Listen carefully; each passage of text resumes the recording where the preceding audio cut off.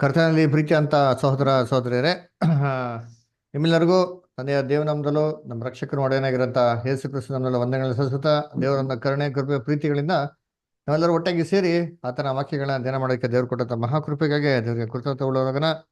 ಕರ್ತನಲ್ಲಿ ಪ್ರೀತಿ ಅಂತ ಸಹೋದರ ಸಹೋದರಗಳೇ, ನಾವು ಅನೇಕ ಒಂದು ದಿವಸಗಳಿಂದ ನೋಡ್ಬೇಕಾದ್ರೆ ಪ್ರಕಟಣೆ ಸ್ಟಡಿ ನಾವೇನ್ ಮಾಡ್ತಾ ಬರ್ತಾ ಇದ್ರಿ. ಕಳೆದ ತಿಂಗಳು ನೋಡ್ಬೇಕಾದ್ರೆ ಪ್ರಕಟಣೆಯಲ್ಲಿ 20ನೇ ಅಧ್ಯಾಯ ನಾವೇನ್ ಮಾಡಿದ್ರಿ, ನಾವು ಸ್ಟಡಿ ಮಾಡಿದ್ರಿ. ಅದರ 20ನೇ ಅಧ್ಯಾಯ ನೋಡ್ಬೇಕಾದ್ರೆ ಯಾವ ರೀತಿ ಯೇಸು ಕ್ರಿಸ್ತು ಎರಡನೇ ಬರುವಿಕೆಯಲ್ಲಿ ಬಂದು ಸೇತನ ಕಟ್ಟಾಕ್ತಾರೆ. ಸೇತನ ಕಟ್ಟಾಕದಂದ್ರೆ ಏನು, ಲಿಟ್ರಲ್ ಆಗ ಅಥವಾ ಯಾವುದ್ರ ಮುಖಾಂತರ ಅವನ್ನ ಕಟ್ಟಿಸ್ತಾರೆ ಅಂತ ನಾವೇನ್ ಮಾಡಿದ್ರಿ, ಅನೇಕ ವಾಕ್ಯಗಳ ಮುಖಾಂತರ ನೋಡಿದ್ರಿ. ಅದರ ಅವನ್ನ ಬಂಧನದಲ್ಲಿ ಇಡೋದು ಅಂತಂದ್ರೆ ಏನಪ್ಪಾ ಅಂದ್ರೆ ಅವನ್ನ ಸಂಪೂರ್ಣವಾಗಿ ರಿಸ್ಟ್ರಿಕ್ಷನ್ಸ್ ಮಾಡೋದು, ತಡೆಗಳನ್ನ ಹಾಕೋದು, ಮೊದಲಿಗಿದ್ದಂಥ ಸ್ವಾತಂತ್ರ್ಯನ ಸಂಪೂರ್ಣವಾಗಿ ಕಿತ್ತಾಕೋದು ಅಂತ ನಾವು ಬಹು ಸ್ಪಷ್ಟವಾಗಿ ಸತ್ಯವೇದಲ್ಲಿ ನಾವು ನೋಡಿದ್ರಿ. ಯಾಕಂದ್ರೆ ಮತ್ತೆ 12ನೇ ಅಧ್ಯಾಯದಲ್ಲಿ 29ನೇ ವಾಕ್ಯದಲ್ಲಿ ಮನೆಯ ಗಟ್ಟಿಗಳನ್ನ ಕಟ್ಟಾಕ್ದಿರ ಮನೆಗಳು ಒಕ್ಕದಿಕ್ಕೆ ಸಾಧ್ಯ ಇಲ್ಲ ಅಂತ ಹೇಳ್ತಾರೆ. ಹಂಗಿರ್ಬೇಕಾದ್ರೆ ಕ್ರಿಸ್ತನು ಮೊದಲು ಇವನ್ನ ಕಟ್ಟಾಕಿ ಇವನ್ನ ಮಾಡ್ತಂತ ಎಲ್ಲ ಕ್ರಿಯೆಗಳನ್ನ ಅದನ್ನ ನಿರ್ಬಂಧ ಮಾಡಿ ಅನಂತರನೇ ಅನೇಕ ಕೆಲಸಗಳನ್ನ ಮಾಡಕ್ಕೆ ಆಗ್ತದೆ ಅಂತ ನಾವೇನ್ ಮಾಡಿದ್ವಿ, ಅನೇಕ ಒಂದು ವಾಕ್ಯಗಳ ಮುಖಾಂತರ ನಾವು ಕಳೆದ ತಿಂಗಳ ಬಹು ಸ್ಪಷ್ಟ ನೋಡಿದ್ರಿ. ಸೊ ಅದಕ್ಕೆ ನೋಡ್ಬೇಕಾದ್ರೆ ಈ ಪ್ರಕಟಣೆ 20ನೇ ಅಧ್ಯಾಯ ನೋಡ್ಬೇಕಾದ್ರೆ ಇದು 4 ಭಾಗವಾಗಿ ಏನ್ ಮಾಡ್ಬೋದು, ನಾವು ಡಿವೈಡ್ ಮಾಡ್ಬೋದು ಅಲ್ವರ. ಸೊ ಲಾಸ್ಟ್ ಟೈಮ್ ಹೇಳಿದಂತೆ ಅಲ್ವರ, ಏನಪ್ಪಾ ಅಂತಂದ್ರೆ ಏನ್ರಿ, ನಾನು ಕಂಡೆನು ಅಂತಂದ್ಬಿಟ್ಟು ಎಲ್ಲೆಲ್ಲಿ ಆ ಪದಗಳ ಬಳಕೆ ಆಗ್ತದೋ ಅಥವಾ ಇಂಗ್ಲೀಷಲ್ಲಿ ಅಂಡ್ ಐ ಸಾ ಅಂತ ಹೇಳ್ಬೇಕಾದ್ರೆ ದಟ್ ಇಸ್ ಅದು ಒಂದು ಸಂಗತಿಗಳು, ಅದೊಂದು ಪೋರ್ಷನ್ ಅಂತ ಅಂದ್ಬಿಟ್ಟು ನಾವು ಬಹು ಕ್ಲೀನ್ ಆಗಿ ನೋಡಿದ್ರಿ ಅದರ. ಅದಕ್ಕೆ 1ನೇ ವಾಕ್ಯದಿಂದ ಹಿಡ್ದು 3ನೇ ವಾಕ್ಯವರೆಗೂ ಮೊದಲನೇ ಭಾಗ ಅಂತ ನೋಡಿದ್ರಿ. ಆಮೇಲೆ 4ನೇ ವಾಕ್ಯದಿಂದ ಹಿಡ್ದು 10ನೇ ವಾಕ್ಯವರೆಗೂ 2ನೇ ಭಾಗ ಅಂತ ನೋಡಿದ್ರಿ. ಆಮೇಲೆ 11ನೇ ವಾಕ್ಯ 3ನೇ ಭಾಗ, ಆಮೇಲೆ 12ನೇ ವಾಕ್ಯದಿಂದ ಬರುವಂಥದ್ದೆಲ್ಲ ಏನ್ರಿ 4ನೇ ಭಾಗ ಅಂತ ನೋಡಿದ್ರಿ. ಇದರಲ್ಲಿ ನಾವು ಮೊದಲ ಭಾಗ ನಾವೇನ್ ಮಾಡಿದ್ರಿ, ನಾವು ಅದನ್ನು ಓದಿ ತಿಳ್ಕೊಂಡಿದ್ರಿ. ಅದರ ಪ್ರಕಟಣೆ 20ನೇ ಅಧ್ಯಾಯ ವಾಕ್ಯ 1ರಿಂದ 3 ಅದರ. ಸೊ ಈ ವಾರ ಏನಪ್ಪ ಮಾಡೋಣ ಅಂದ್ರೆ 2ನೇ ಭಾಗಕ್ಕೆ ನಾವೇನ್ ಮಾಡೋಣ ಹೋಗೋಣ ಅದರ. ಯಾವ್ದಪ್ಪ ಅಂದ್ರೆ 4ನೇ ವಾಕ್ಯದಿಂದ ಹಿಡ್ದು 10ನೇ ವಾಕ್ಯ ಅದರ. ಸೊ ಅದಕ್ಕೆ ಮೊದಲನೇದಾಗಿ ಪ್ರಕಟಣೆ 20ನೇ ಅಧ್ಯಾಯ 4ನೇ ವಾಕ್ಯನ ನೋಡೋಣ. ತರುವಾಯ ಸಿಂಹಾಸನಗಳನ್ನು ಕಂಡೆನು, ಅವುಗಳ ಮೇಲೆ ಜನರು ಕೂತಿದ್ದರು, ನ್ಯಾಯ ತೀರಿಸುವ ಅಧಿಕಾರವು ಅವರಿಗೆ ಕೊಡಲ್ಪಟ್ಟಿತು. ಇದಲ್ಲದೆ ಯೇಸುವಿನ ವಿಷಯವಾದ ಸಾಕ್ಷಿಯ ನಿಮಿತ್ತವಾಗಿಯೂ ದೇವರ ವಾಕ್ಯದ ನಿಮಿತ್ತವಾಗಿಯೂ ತಲೆ ಹೊಯ್ಸಿಕೊಂಡವರ ಆತ್ಮಗಳನ್ನು ಮೃಗಕ್ಕೂ ಅದರ ವಿಗ್ರಹಕ್ಕೂ ನಮಸ್ಕರಿಸದೆ ತಮ್ಮ ಹಣೆಯ ಮೇಲೆ ಮತ್ತು ಕೈಯ ಮೇಲೆ ಗುರುತು ಹಾಕಿಸಿಕೊಳ್ಳದೆ ಇರುವವರನ್ನು ಕಂಡೆನು. ಅವರು ಜೀವಿತರಾಗಿ ಎದ್ದು 1000 ವರ್ಷ ಕ್ರಿಸ್ತನೊಂದಿಗೆ ಆಳಿದರು. Thank you. ಕರ್ತನಲ್ಲಿ ಪ್ರೀತಿ ಅಂತ ಸ್ವರಗಳೇ, ಇಲ್ಲಿ ನೋಡ್ಬೇಕಾದ್ರೆ ಏನೋ ಹೇಳ್ತಾರೆ, ತರುವಾಯ ಸಿಂಹಾಸನಗಳನ್ನು ಕಂಡೇನು ಅಂತ ನಾವೇನ್ ಮಾಡ್ತೀವಿ ನೋಡ್ತೇವೆ. ಹಂಗಾರೆ ತರುವಾಯನೇನೋ ಮೊದಲೇದು ಏನೋ ಒಂದು ಘಟನೆ ಆಗಿದೆ, ಆ ಸನ್ನಿವೇಶ ಆಗಿದೆ. ಅದಾಗಿದ ನಂತರ ಇನ್ನೊಂದು ಏನ್ ಮಾಡ್ತಾರೆ, ಒಂದು ದೃಶ್ಯನ ನಮ್ಗೆ ನೋಡ್ತಾ ಇದ್ರೆ ಏನಪ್ಪ, ತರುವಾಯ ಸಿಂಹಾಸನಗಳನ್ನು ಕಂಡೇನೋ, ಅವುಗಳ ಮೇಲೆ ಜನರು ಕೂತಿದ್ದರು, ನ್ಯಾಯ ತೀರಿಸುವಂತ ಅಧಿಕಾರವು ಅವರಿಗೆ ಕೊಡಲ್ಪಟ್ಟಿತು. ಇದಲ್ಲದೆ ಯೇಸುವಿನ ವಿಷಯವಾದ ಸಾಕ್ಷಿಯ ನಿಮಿತ್ತವಾಗಿಯೂ ದೇವರ ವಾಕ್ಯದ ನಿಮಿತ್ತವಾಗಿಯೂ ತಲೆ ವಹಿಸಿಕೊಂಡವರ ಆತ್ಮಗಳು ಮೃಗಕ್ಕೂ ಅದರ ವಿಗ್ರಹಕ್ಕೂ ನಮಸ್ಕರಿಸದೆ ತಮ್ಮ ಹಣೆ ಮತ್ತು ತಮ್ಮ ಕೈ ಮೇಲೆ ಗುರುತು ಹಾಕಿಸಿಕೊಳ್ಳದೆ ಇರುವರನ್ನು ಕಂಡೆನು. ಅವರು ಜೀವಿತವಾಗಿ ಎದ್ದು 1000 ವರ್ಷ ಕ್ರಿಸ್ತನೊಂದಿಗೆ ಆಳಿದರು ಅಂತ ನಮ್ಗೆ ಮಾಡೋದು ಕೊಟ್ಟಿದ್ದಾರೆ.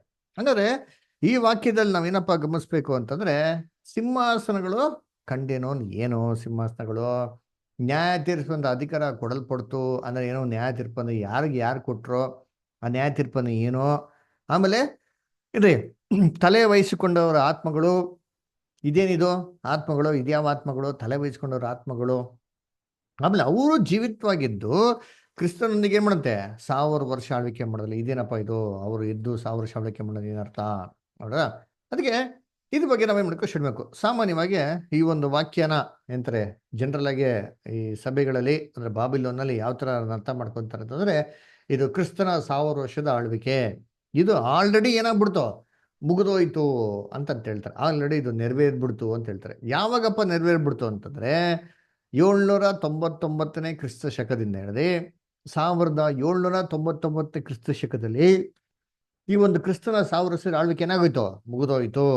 ಹೇಗ್ ಮುಗೀತು ಅಂತಂದ್ರೆ, ದೇವರ ರೆಪ್ರೆಸೆಂಟೇಟಿವ್ ಆಗಿರಂತ ಪೋಪು ಅದರ ಅವ್ರು ದೇವ್ರ ಕುಮಾರನೋ ಅಲ್ಲ ವಿಸರ್ಜೆಂಟ್ ಆಫ್ ಕ್ರೈಸ್ಟ್ ಅಂತ ಕ್ರಿಸ್ತನ ಬದಲಾಗಿ ಅವ್ರ ಭೂಲೋಕದಿಂದ ದೇವರು ಯಾವಾಗ ಅವನ ಪೋಪನ ಅಭಿಷೇಕ ಮಾಡಿ ನೇಮಿಸಿದ್ರೋ ಆವಾಗಿಂದ ಅವರು ಕ್ರಿಸ್ತನ ಒಂದು ರೀತಿಯಲ್ಲಿ ದೇವರ ಮಗನ ಒಂದು ಬದಲಾಗಿ ಅವ್ರೇನ್ ಮಾಡಿದ್ರು ಭೂಲೋಕದಲ್ಲಿ 1000 ವರ್ಷ ಏನ್ ಮಾಡಿದ್ರು ಆಳ್ವಿಕೆ ಮಾಡಿದ್ರಿಂದ ಆ 1000 ವರ್ಷ ಏನಾಗೋಯ್ತು ಆಲ್ರೆಡಿ ಅಂತ್ಯ ಆಗೋಯ್ತು ಅಂತ ಏನ್ ಮಾಡ್ತಾರೆ ಏನು ಹೇಳ್ತಾರೆ, ಮುಗ್ದೋಯ್ತು 1000 ವರ್ಷದ ಆಳ್ವಿಕೆ. ಅದ್ಯಾವಾಗ ಪೇಪರ್ಸಿ ಟೈಮಲ್ಲಿ ಇತ್ತಲ್ಲ 1000 ವರ್ಷದ ಆಳ್ವಿಕೆ ಅದೇ ಅಂತ ಹೇಳ್ತಾರೆ. ಸರಿ, ಹಾಗಾದ್ರೆ 1000 ವರ್ಷದಲ್ಲಿ ಪುನರ್ತನ ಆಗ್ಬೇಕಲ್ಲ ಅಲ್ವರ, ಜನಗಳ ಪ್ರಶ್ನೆ ಕೇಳ್ತಾರಲ್ಲ ಅಲ್ವರ, ಅದಕ್ಕೆ ಈ ಪ್ರಶ್ನೆಗೆ ಉತ್ತರ ಕೊಡೋದು ಅಂತಂದ್ಬಿಟ್ಟು ನೋಡ್ಬೇಕಾದ್ರೆ ಅವಾಗ ಏನಪ್ಪ ಮಾಡೋದಂದ್ರೆ ಪ್ರಕಟಣೆ 20ನೇ ಅಧ್ಯಾಯದಲ್ಲಿ 5ನೇ ವಾಕ್ಯದಲ್ಲಿ ಒಂದು ಪದಗಳನ್ನೇ ಮಾಡ್ಬಿಟ್ರು, ಸೇರಿಸ್ಬಿಟ್ರು. ಏನಪ್ಪ ಸೇರಿಸ್ಬಿಟ್ರು ಅಂದ್ರೆ ಮಿಕ್ಕ ಸತ್ತವರು ಆ 1000 ವರ್ಷ ತೀರುವ ತನಕ ಜೀವಿತರಾಗಿ ಏಳಲೇ ಇಲ್ಲ ಅಂತಂದ್ಬಿಟ್ಟು ಅಲ್ವರ. ಕರ್ತನಲ್ಲಿ ಪ್ರೀತಿ ಅಂತ ಸೊಗಳೆ ಅದಕ್ಕೆ ನೋಡ್ಬೇಕಾದ್ರೆ ಕ್ರಿಸ್ತನ 1000 ವರ್ಷ ಆಲ್ರೆಡಿ ಮುಗಿದೋಯ್ತು ಅಂತ ಏನ್ ಮಾಡ್ತಾರೆ ಅಲ್ಲಿ ಹೇಳ್ತಾರೆ ಅಲ್ವರ. ಜೊತೆಗೆ ಹಂಗಾರೆ ಈ ಪ್ರಕಟಣೆ 20ನೇ ಅಧ್ಯಾಯ 5ನೇ ವಾಕ್ಯದ ಅರ್ಥ ಏನೋ ಇದು ನಾವೇನ್ ಮಾಡ್ತೀವಿ ಸ್ವಲ್ಪ ಕ್ಷಣದಲ್ಲಿ ನೋಡೋಣ. ಅದರ ಸರಿಕೊಂಡು ಬೇಕಾದ್ರೆ ಈ ಒಂದು 1000 ವರ್ಷದ ಆಳ್ವಿಕೆ 1799ನೇ ಇಸ್ವಿಲಿ ಅಂತ್ಯ ಆಗೋಯ್ತು ಅಂತ ಹೇಳ್ತಾರೆ. ಹೇಗೆ ಅಂತ್ಯ ಆಗೋಯ್ತು ಅಂತಂದ್ರೆ ನೆಪೋಲಿಯನ್ ಬೋನಪಾರ್ಟ್ ಪೋಪ್ ಪಯ 6ನ ಯಾವಾಗ 1799ನೇ ಇಸ್ವಿಯಲ್ಲಿ ಅವನ್ನ ಅರೆಸ್ಟ್ ಮಾಡಿ ಜೈಲಿಂದ ಜೈಲಿಗೆ ಟ್ರಾನ್ಸ್ಫರ್ ಮಾಡಿದ್ರು. ಕೊನೆಗೆ ಪೋಪ್ ಯಾವ ರೀತಿ ಜೈಲಲ್ಲಿ ತೀರ್ಕೊಂಡ್ಬಿಟ್ಟ, ಅವಾಗ ಏನಾಗ್ಬಿಡ್ತು 1000 ವರ್ಷ ಮುಗಿದು ಹೋಯ್ತು, ಎಂಡು ಆಗೋಯ್ತು ಅಲ್ದನ. ಅದಕ್ಕೆ ಹೊಡ್ಬೇಕಾರೆ ಇವಾಗ ನಾವು ಸತ್ಯವೇದಲ್ಲಿ ನೋಡ್ತೀರಿ 1000 ವರ್ಷದ ನಂತರ ಮಾಡ್ಬೇಕು ತಿರ್ಗಾ ಸೈತಾನ್ನ ಅಧೋಲೋಕದಿಂದ ಬಿಡುಗಡೆ ಮಾಡಬೇಕು ಅಲ್ವರ. ಸೊ ದೇವರು ಸೈತಾನ್ನ ಅಧೋಲೋಕದಿಂದ ಬಿಡುಗಡೆ ಮಾಡಿದ್ರು ಹೆಂಗಪ್ಪ ಅಂತಂದ್ರೆ ಅದೇ ನೆಪೋಲಿಯನ್ ಬೋನಪಾರ್ಟ್ ಅಲ್ರ. ಏನ್ರಿ ನೆಪೋಲಿಯನ್ ಬೋನಪಾರ್ಟ್ ಏನ್ ಮಾಡ್ತಾನೆ ಬಂದ್ಬಿಟ್ಟು ಪೋಪ್ನ ಅರೆಸ್ಟ್ ಮಾಡ್ಬಿಟ್ಟಲ್ಲ, ಹಂಗ ಏನ್ ಮಾಡ್ದವನು ಸೇತಾನ ಹೊರಗಡೆ ಬಿಟ್ಬಿಟ್ರು ದೇವರು. ಅದಕ್ಕೆ ಸೇತಾನ ಏನ್ ಮಾಡ್ದವನೆ ಎಲ್ಲ ದುಷ್ಟಿ ಕೆಲಸಗಳನ್ನ ಮಾಡ್ತವನೆ ಅಂತ ಏನ್ ಮಾಡ್ತಾರೆ ಅಲ್ಲಿ ಹೇಳ್ತಾರೆ. ಸರಿಪ, ಆಗಿರ್ಬೇಕ್ರೆ ಏನ್ರಿ 1000 ವರ್ಷದಲ್ಲಿ ಏನಿರ್ಬೇಕು ಸುಖ ಸಂತೋಷ ಸಮಾಧಾನ ಇರ್ಬೇಕಲ್ವಾ, ಅದಿತ್ತಾ ಅಂತ ನೋಡಿದ್ರೆ ಇಲ್ಲ. ಅದರ ಸಿಂಹ ಏನ್ ತಿನ್ಬೇಕು ಎತ್ತಿನಂತೆ ಅಲ್ಲಿ ಹುಲ್ಲನ್ನು ತಿನ್ಬೇಕು, ತಿಂತಾ ಅಂತಂದ್ರೆ ಅದು ಕೂಡ ನಾವೇನ್ ಮಾಡಲ್ಲ ನೋಡಲ್ಲ ಅಲ್ವರ. ಕರುವು ಪುಷ್ಟ ಪಶುವು ಪ್ರಾಯದ ಸಿಂಹವು ಎಲ್ಲ ಏನಾಗಿರ್ಬೇಕು ಒಟ್ಟಿಗಿರ್ಬೇಕು. ಸತ್ಯವೇದ ನೋಡ್ತಾರೆ, ಅದು ಯಾವ್ದು ನೆರವೇರದ ನೋಡಲ್ವಲ್ಲ ಅದರ. ಅದನ್ನ ಕರ್ತನಲ್ಲಿ ಪ್ರೀತಿ ಅನ್ಸಗಳೇ ಈ ಒಂದು ಇಂಟರ್ಪ್ರಿಟೇಷನ್ ನಾವು ಅಕ್ಸೆಪ್ಟ್ ಮಾಡಕ್ಕೆ ಆಗೋದಿಲ್ಲ ಅದರ. ಸರಿ, ಎರಡನೇದು ಏನಪ್ಪ ಇನ್ನೊಂದು ಅಭಿಪ್ರಾಯ ಏನಪ್ಪ ಇದೆ ಅಂದ್ರೆ ಏನ್ರಿ ಇದು 2000 ವರ್ಷ ಇದೆ ಅದೇನು 1000 ವರ್ಷ ಕ್ರಿಸ್ತನ್ ಆಳ್ವಿಕೆ ಮಾಡ್ತಾರೆ, ಆದ್ರೆ ಆ 1000 ವರ್ಷ ಆರಂಭ ಆಗೋದಿಕ್ಕೆ 2 ಇದೆ ಅಂದ್ರೆ ಏನ್ರಿ 2000 ವರ್ಷಗಳಿದೆ ಅದರ. ಅಂದ್ರೆ ಒಂದು ಸತಿಗೆ 1000 ವರ್ಷ ಒಂದು ಆರಂಭ ಆಗ್ತದೆ, ಆಮೇಲೆ ಇನ್ನೊಂದು 1000 ವರ್ಷ ಕೂಡ ಏನಾಗ್ತದೆ ಆರಂಭ ಆಗ್ತದೆ ಅಂತ ಏನ್ ಮಾಡ್ತಾರೆ ಹೇಳ್ತಾರೆ ಅದರ. ಅದಕ್ಕೆ ಈ ಅಭಿಪ್ರಾಯಕ್ಕೆ ಏನಪ್ಪ ಕಾರಣ ಅಂತ ನೋಡ್ಬೇಕಾದ್ರೆ ಕರ್ತನಲ್ಲಿ ಪ್ರೀತಿ ಅನ್ಸೋಗಳೇ ಅದಕ್ಕೆ ಏನ್ರಿ ಸತ್ಯವೇದಲ್ಲಿ ಓದಿದರೆ ನಮ್ಗೆ ಏನಂತ ಬರ್ತಾನೆ 20ನೇ ಅಧ್ಯಾಯ 7ರಿಂದ ಹಿಡ್ದು 7ನೇ ವಾಕ್ಯದವರೆಗೂ ನೋಡ್ತಾ ಅಂತಂದ್ರೆ ಏನ್ರಿ 1000 ವರ್ಷ ಅಂತ ಬರ್ತದೆ ಅದರ. ಆದ್ರೆ ಅದೇ ವಾಕ್ಯಗಳಲ್ಲಿ ಇನ್ನೊಂದ್ಸತಿ ಬರ್ಬೇಕು ಹೆಂಗ್ ಬರ್ತದೆ ಅಂದ್ರೆ 1000 ವರ್ಷ ಅಂತ ಬರ್ತಾರೆ. ಆದ್ರೆ ಇಂಗ್ಲಿಷ್ ಬರ್ತಾರೆ 1000 years and the 1000 years ಅಂತ ಹೇಳ್ತಾರೆ. ಅದಕ್ಕೆ ಏನ್ ಮಾಡ್ಬಿಡ್ತಾರೆ 1000 years ಬೇರೆ, 1000 years ಏನ್ರಿ ಬೇರೆ, ಅದು ಪಕ್ಕ 1000 years. ಆದ್ರೆ 1000 years ಏನ್ರಿ ಅದು ಇನ್ನೊಂದು 1000 ವರ್ಷ ಅಂತ ಏನ್ ಮಾಡ್ತಾರೆ ಹೇಳ್ತಾರೆ ಅಲ್ವರ. ಅದಕ್ಕೆ ನೋಡಿ ಆ ವಾಕ್ಯಗಳನ್ನ ಓದ್ಬಿಡೋಣ ನಾವು ಯಾವ್ದಕ್ಕೂ ಅಲ್ವರ. ನೋಡಿ ಪ್ರಕಟಣೆ 20ನೇ ಅಧ್ಯಾಯ 2ನೇ ವಾಕ್ಯ, ಪ್ರಕಟಣೆ 22. ಪುರಾತನೆಂಬ ಘಟಸರ್ಪನನ್ನು ಹಿಡಿದು 1000 ವರ್ಷ ಬಂಧನದಲ್ಲಿಟ್ಟನು.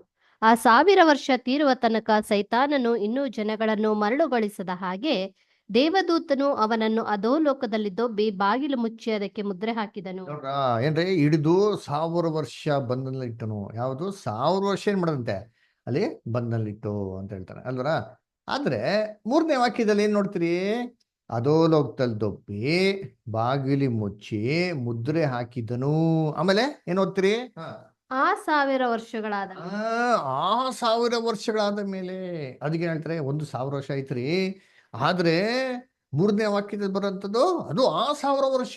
ಆ 1000 ವರ್ಷಕ್ಕೂ 1000 ವರ್ಷಕ್ಕೆ ಏನಿದೆ 2 ವ್ಯತ್ಯಾಸ ಇದೆ ಅಂತ ಅಂದ್ಬಿಡ್ತಾರೆ. ಸರಿ, ಹಂಗೆ ನೋಡೋದಾದ್ರೆ 4ನೇ ವಾಕ್ಯದಲ್ಲಿ ಕೂಡ ಏನಾಗ್ತಾರೆ ಇದೇ ತರ ಬರ್ತಾರೆ. ಓದಿರಲ್ಲ ವಾಕ್ಯ ಏನಂತಂದ್ರೆ ಅವರು ಜೀವಿತರಾಗಿದ್ದು 1000 ವರ್ಷ ಕ್ರಿಸ್ತನೊಂದಿಗೆ ಏನ್ ಮಾಡಿದ್ರು ಆಳಿದರು ಅಂತ ಕೊಟ್ಟಿದೆ ಅದರ. ಸರಿ, ಹಂಗೆ ನಾವು ನೋಡ್ಕೊಂಡ್ ಬಂದಂತಂದ್ರೆ ಅದೇ ಒಂದು ಕಂಟಿನ್ಯೂಷನ್ 6ನೇ ವಾಕ್ಯದಲ್ಲಿ ಕೂಡ ಇದೆ ನೋಡಿ, ಓದೋಣ ಅಂತೀನಿ.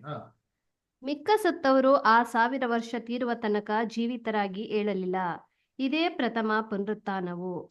ನೋಡ್ರ ಏನ್ ಹೇಳ್ತಾರೆ ಇಲ್ಲಿ? ಆ ಏನ್ರಿ 6ನೇ ವಾಕ್ಯ ನಾನು ಹೇಳ್ಬೋದು. ಪ್ರಥಮ ಪುನರುತ್ಥಾನದಲ್ಲಿ ಸೇರಿರುವವನು ಧನ್ಯನೂ ಪರಿಶುದ್ಧನೂ ಆಗಿದ್ದಾನೆ. ಇಂಥವನ ಮೇಲೆ ಎರಡನೆಯ ಮರಣದ ಅಧಿಕಾರವಿಲ್ಲ. ಆದರೆ ಅವರು ದೇವರಿಗೂ ಕ್ರಿಸ್ತನಿಗೂ ಯಾಜಕರಾಗಿ ಕ್ರಿಸ್ತನೊಂದಿಗೆ ಆ 1000 ವರ್ಷ ಆಳುವರು. ನೋಡ್ರ ಏನ್ರಿ ಕ್ರಿಸ್ತರೊಂದಿಗೆ ಆ 1000 ವರ್ಷ ಆಳ್ವಿಕೆ ಮಾಡ್ತಾರಂತೆ. ಅಂದ್ರೆ ಸಭೆ ಕ್ರಿಸ್ತರೊಂದಿಗೆ ಆ 1000 ವರ್ಷಕ್ಕೆ ಆಳ್ವಿಕೆ ಮಾಡ್ತಾರೆ. ಆ 1000 ವರ್ಷಕ್ಕೂ ಏನ್ರಿ ಬರೀ 1000 ವರ್ಷಕ್ಕೆ ಏನಿದೆ ಎರಡು ವ್ಯತ್ಯಾಸ ಇದೆ ಅಂತ ಏನ್ ಮಾಡ್ತಾರೆ ಹೇಳ್ಬಿಡ್ತಾರೆ. ಅಂದ್ರೆ ಅದನ್ನೇ ಏನ್ರಿ ತಿರ್ಗಾ ಪ್ರಕಟಣೆ 20ನೇ ಅಧ್ಯಾಯ 7ನೇ ವಾಕ್ಯದಲ್ಲಿ ಕೊಡಬಹುದು. ಆ 1000 ವರ್ಷಗಳು ತೀರಿದ ಮೇಲೆ ಅಂತ ಅಂದ್ಬಿಟ್ಟು ಹೇಳ್ತಾರೆ. ಸೈತಾನ ಬಿಡುಗಡೆ ಮಾಡಿ ಅದ್ಕೊಂಡ್ಬೇಕಾರೆ 2000 ವರ್ಷ ಇದೆ. ಅದ್ಕೊಂಡ್ಬೇಕಾರೆ ಏನ್ರಿ ಆ 1000 ವರ್ಷ ಒಂದು ಬೇರೆ, ಬರೀ 1000 ವರ್ಷ ಏನ್ರಿ ಅದೇ ಬೇರೆ. ಅದೇ ಬರೀ 1000 ವರ್ಷ ಅಂದ್ರೆ ಯಾವ್ದಪ್ಪ ಅಂತಂದ್ರೆ ಯೇಸು ಕ್ರಿಸ್ತು ಏನ್ರಿ ಫಸ್ಟ್ ಪರೋಷದಲ್ಲಿ ಬರ್ತಾರೆ. ಅವರ ಅವಾಗ ಬಂದ್ಬಿಟ್ಟು ಕಣ್ಣು ಕಾಣದ ರೀತಿಯಲ್ಲಿ ಭೂಲೋಕದಲ್ಲಿ ಆಳ್ವಿಕೆ ಮಾಡ್ತಾರೆ. ಅವಾಗ ಸಭೆನ ಏನ್ ಮಾಡ್ತಾರೆ ಅವರು ಆಯ್ಕೆ ಮಾಡ್ತಾರೆ.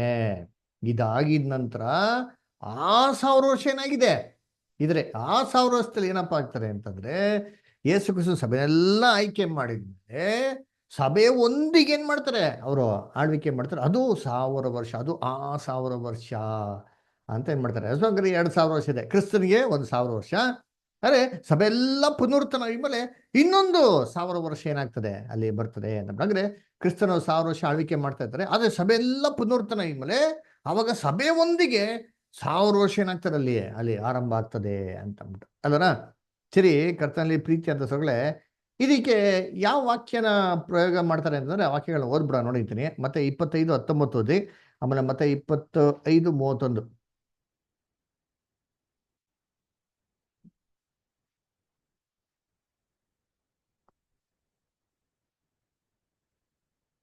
ಬಹುಕಾಲದ ಮೇಲೆ ಆ ಆಳುಗಳ ದಣಿಯು ಬಂದು ಅವರಿಂದ ಲೆಕ್ಕ ತೆಗೆದುಕೊಳ್ಳಲು 5 ತಲಾಂತು ಹೊಂದಿದವನು ಮುಂದೆ ಬಂದು ಇನ್ನೂ 5 ತಲಾಂತು ತಂದು, ಸ್ವಾಮಿ, ನೀನು 5 ತಲಾಂತನ್ನು ನನಗೆ ಕೊಟ್ಟಿದ್ದೀಯಲ್ಲ.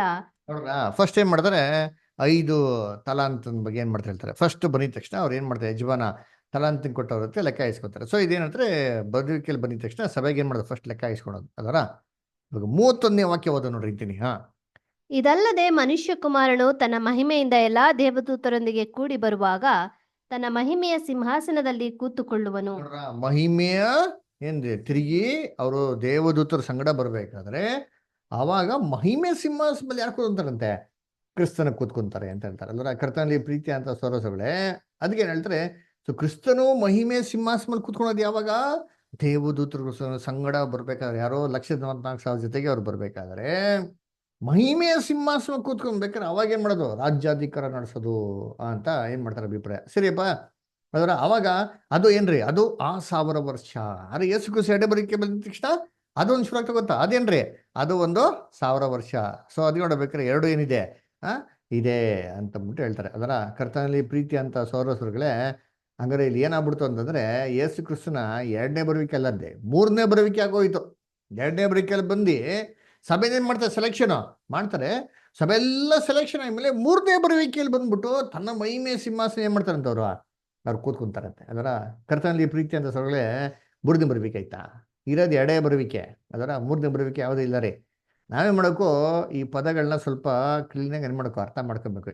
ನೋಡಿ, ದೇವ್ರ ರಾಜ್ಯ ಭೂಲೋಕದಲ್ಲಿ ಯಾವ ತರ ಸ್ಥಾಪನೆ ಮಾಡ್ತಾರೆ, ಯಾವ ತರ ಸ್ಥಾಪನೆ ಮಾಡ್ತಾರೆ, ಯಾವ ತರ ಸೇತಾನು ತನ್ನ ಆಡಳಿತನ ಭೂಲೋಕದಲ್ಲಿ ಸ್ಥಾಪನೆ ಮಾಡಿದನೋ ಇದೇ ಪ್ರಕಾರ ಕ್ರಿಸ್ತನು ರಾಜ್ಯವನ್ನು ಭೂಲೋಕದಲ್ಲಿ ಸ್ಥಾಪನೆ ಮಾಡಿದ್ರು. ಸೇತಾನು ಫಸ್ಟ್ ಹೆಂಗ್ ಸ್ಥಾಪನೆ ಮಾಡ್ದ, ಈಡೇನ್ ತೋಟದಲ್ಲಿ ಆದಾಮ್ ಮತ್ತೆ ಏವಾಳನ್ನ ವಂಚಿಸ್ಬಿಟ್ಟು ತನ್ನ ರಾಜ್ಯವನ್ನು ಏನ್ ಮಾಡ್ದ, ಭೂಲೋಕದಲ್ಲಿ ಸ್ಥಾಪನೆ ಮಾಡ್ದ. ಕರೆಕ್ಟಾ?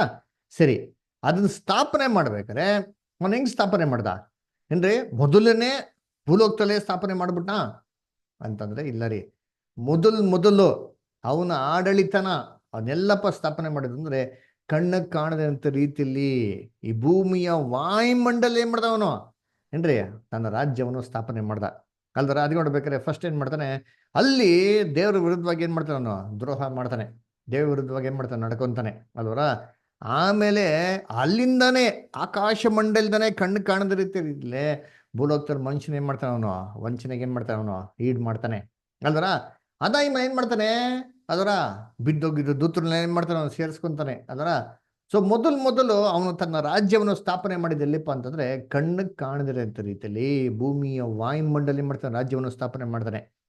ಅದಾಗಿದ ನಂತರನೇ ಈ ಮನುಷ್ಯರೆಲ್ಲ ಯಾವಾಗ ಅಧಿಕವಾಗಿ ಪಾಪಕ್ಕೆ ಬೆಳಕ್ ಶುರು ಆದ್ರೋ, ಯಾವಾಗ ಈ ದೇವದೂತರಿಗೆ ಏನ್ರಿ ರಾಕ್ಷಸಗಳು ಹುಟ್ಟಕ್ಕೆ ಶುರು ಮಾಡಿದ್ರು, ಅವ್ರ ಮುಖಾಂತರ ಭೂಲೋಕದಲ್ಲಿ ಕಣ್ಣಿಗೆ ಕಾಣಂತ ರೀತಿಯಲ್ಲಿ ತನ್ನ ಆಡಳಿತನೇ ಮಾಡ್ತಾನೆ, ಸ್ಥಾಪನೆ ಮಾಡ್ತಾನೆ. ಸೊ ಫಸ್ಟ್ ಸ್ಥಾಪನೆ ಆಗಿದ್ದು ಏನ್ರಿ ಆಕಾಶ, ನೆಕ್ಸ್ಟ್ ಭೂಮಿಯಲ್ಲಿ. ಅದರ ಇದೇ ಪ್ರಕಾರ ಯೇಸು ಕ್ರಿಸ್ತ ಎರಡನೇ ಬೇಕಲ್ಲಿ ಬಂದ್ಬೇಕಾರೆ ಈಗಿರುವಂತ ಆಕಾಶ ಭೂಮಿಯನ್ನು ನಾಶ ಮಾಡಿ ಏನ್ ಮಾಡ್ತಾರೆ, ಮೂರನೇ ಒಂದು ಆಕಾಶ ಭೂಮಿ ಏನ್ ಮಾಡ್ತಾರೆ ಅವರು ಸ್ಥಾಪನೆ ಮಾಡ್ತಾರೆ. ಯಾಕೆ ಮೊದಲು ಆಕಾಶ ಇಂಗ್ಲಿಷ್ ಬರ್ತಾರೆ the heavens and earth that are now shall be destroyed with fire ಅಂದ್ರೆ. ಯಾಕೆ ಹೆವೆನ್ಸ್ ಅಂಡ್ ಅರ್ತ್ ಅಂತ ಹೇಳೋದು, ಯಾಕೆ ಅರ್ತ್ ಅಂಡ್ ಹೆವೆನ್ ಅಂತ ಹೇಳಲ್ಲ? ಯಾಕಂದ್ರೆ ಯೇಸು ಕ್ರಿಸ್ತ ಬರ್ಬೇಕಾರನೆ ಏನ್ರಿ ಪರಲೋಕದಿಂದ ಈ ಭೂಮಿಯ ವಾಯುಮಂಡಲಕ್ಕೆ ಫಸ್ಟ್ ಎಂಟ್ರಿ ಆಗದ್ರಿ. ಆ ಭೂಮಿಯ ವಾಯುಮಂಡಲದಲ್ಲೇ ಸೇತನ ಮತ್ತೆ ಬಿದ್ದೋಗಿರುತ್ತಲ್ಲಿರೋದೇ ಅವ್ರನ್ನೆಲ್ಲ ಬಂಧಿಸ್ಬಿಟ್ಟೆ ಏನ್ರಿ ಸಭೆನೆಲ್ಲ ಸೆಲೆಕ್ಷನ್ ಮಾಡಿದ್ಮೇಲೆ ಭೂಲೋಕದಲ್ಲಿ ಕಣ್ಣಿಗೆ ಕಾಣಂತ ರೀತಿಯಲ್ಲಿ ತನ್ನ ರಾಜ್ಯವನ್ನೇ ಮಾಡಿದವರು ಅವರು ಸ್ಥಾಪನೆ ಮಾಡೋದು. ಅದರ ಮತ್ತೆ ಹಾಗಾದ್ರೆ ಏನ್ರಿ ಈ ಒಂದು 1000 ವರ್ಷ ಅಥವಾ ಆ 1000 ವರ್ಷ ಕೊಟ್ಟಿರಲ್ಲ, ಇದು ಹಿಂಗೆ ಅರ್ಥ ಮಾಡ್ಕೊಳೋದು? ಆದ್ರೆ ಅದಕ್ಕೆ ಏನ್ ಮಾಡ್ತಾರೆ, ಎರಡು ಬೇರೆ ಬೇರೆ ಬರ್ತಾರೆ. ಇಲ್ಲ ಸಿಂಪಲ್ ಆಗಿ 1000 ವರ್ಷ ಕೊಡ್ಬೋದಾಯ್ತಲ್ಲ, ಇದು ಹೇಗೆ ಅರ್ಥ ಮಾಡ್ಕೊಡೋದು ಅಂತಂದ್ರೆ, ಕರ್ತನಲ್ಲಿ ಪ್ರೀತಿ ಅಂತ ಸ್ವರ್ಗಳೇ ನಾವು ಸ್ವಲ್ಪ ಏನ್ ಮಾಡಬೇಕು, ವಾಕ್ಯನ ಹೆಂಗೆ ಓದೋದು ಸ್ವಲ್ಪ ಏನ್ ಮಾಡ್ತಾವೆ ಅರ್ಥ ಮಾಡ್ಕೊಬೇಕು. ನೋಡಿ, ನಿಮ್ಗೆ ಇದುವರೆಗೂ ನಾವು ಹೇಳ್ಕೊಟ್ಟಿವಿ, ಬೇಸಿಕ್ ಕ್ಲಾಸಲ್ಲಿ ಏನ್ ಕೊಟ್ಟಿದ್ದೀರಿ, ಔ ಟು ಸ್ಟಡಿ ದ ಬೈಬಲ್. ಇಲ್ಲಿ ಸ್ವಲ್ಪ ಅಲ್ಲಿ ಸ್ವಲ್ಪ ವಾಕ್ಯವನ್ನು ಹುಡುಕಿ ಏನ್ ಮಾಡ್ರಿ ನೀವು ಓದಿರಿ. ಇದು ಹೆಂಗೆ ಓದ್ಬೇಕು ಅಂತಂದ್ರೆ ನೋಡಿ, ಇವಾಗ ಎಕ್ಸಾಂಪಲ್ ಇಲ್ಲಿ ಒಂದು ನೀವು ಚಿತ್ರ ಏನ್ ಮಾಡ್ತಾರೆ ನೋಡ್ತಾರೆ, ಎಷ್ಟೋ ಬಸ್ಗಳಿದೆ ಅದರ ಸರ್ ನೋಡ್ಬೇಕಾದ್ರೆ ಏನಪ್ಪಾ ಅಂದ್ರೆ ಬಸ್ ನಿಲ್ದಾಣದಲ್ಲಿ ಬಸ್ಸು ನೋಡಿದೆ ಅಂತ ಒಂದು ಸೆಂಟೆನ್ಸ್ ತೊಗೊಳ್ಳಿ. ಅದರ ಸರಿ, ಬಸ್ ನಿಲ್ದಾಣದಲ್ಲಿ ಬಸ್ ಸ್ಟ್ಯಾಂಡ್ ಅಲ್ಲಿ ಬಸ್ನ ನೋಡಿದೆ, ಯಾವ ಬಸ್ನ ನೋಡಿದೆ ನೀನು, ಹೆಂಗೆ ಅರ್ಥ ಮಾಡ್ಕೊಳೋದು? ಯಾವ ಬಸ್ ಬಗ್ಗೆ ಹೇಳ್ತಾವ್ರೆ? ಬಸ್ಸನ್ನು ನೋಡಿದ್ರು ಸರಿ, ಇಲ್ಲಿ ಇಷ್ಟೊಂದು ಬಸ್ಗಳೈತಲ್ವಾ, ಇಷ್ಟೊಂದು ಬಸ್ಗಳಲ್ಲಿ ಯಾವ ಬಸ್ಸು? ಅವಾಗ ಏನ್ ಮಾಡ್ಬೇಕು ಅಂತಂದ್ರೆ ಸುಮ್ಮನೆ ಆ ಒಂದೇ ಒಂದು ಪದ ಓದ್ಬಿಟ್ಟು ನಿಲ್ಸ್ಬಿಡೋದ್ರಲ್ಲಿ ಏನ್ ಮಾಡಬೇಕು, ಸೆಂಟೆನ್ಸು ಪೂರ್ತಿಯಾಗಿ ಮಾಡಕ್ ನಾವು ಓದ್ಬೇಕು. ಮುಂದಕ್ಕೆ ಹೋದ್ರೆ ಏನಿದೆ, ಆ ಬಸ್ಸು ಚೆನ್ನಾಗಿತ್ತು ಅಂತಿದೆ. ಏನರ್ಥ?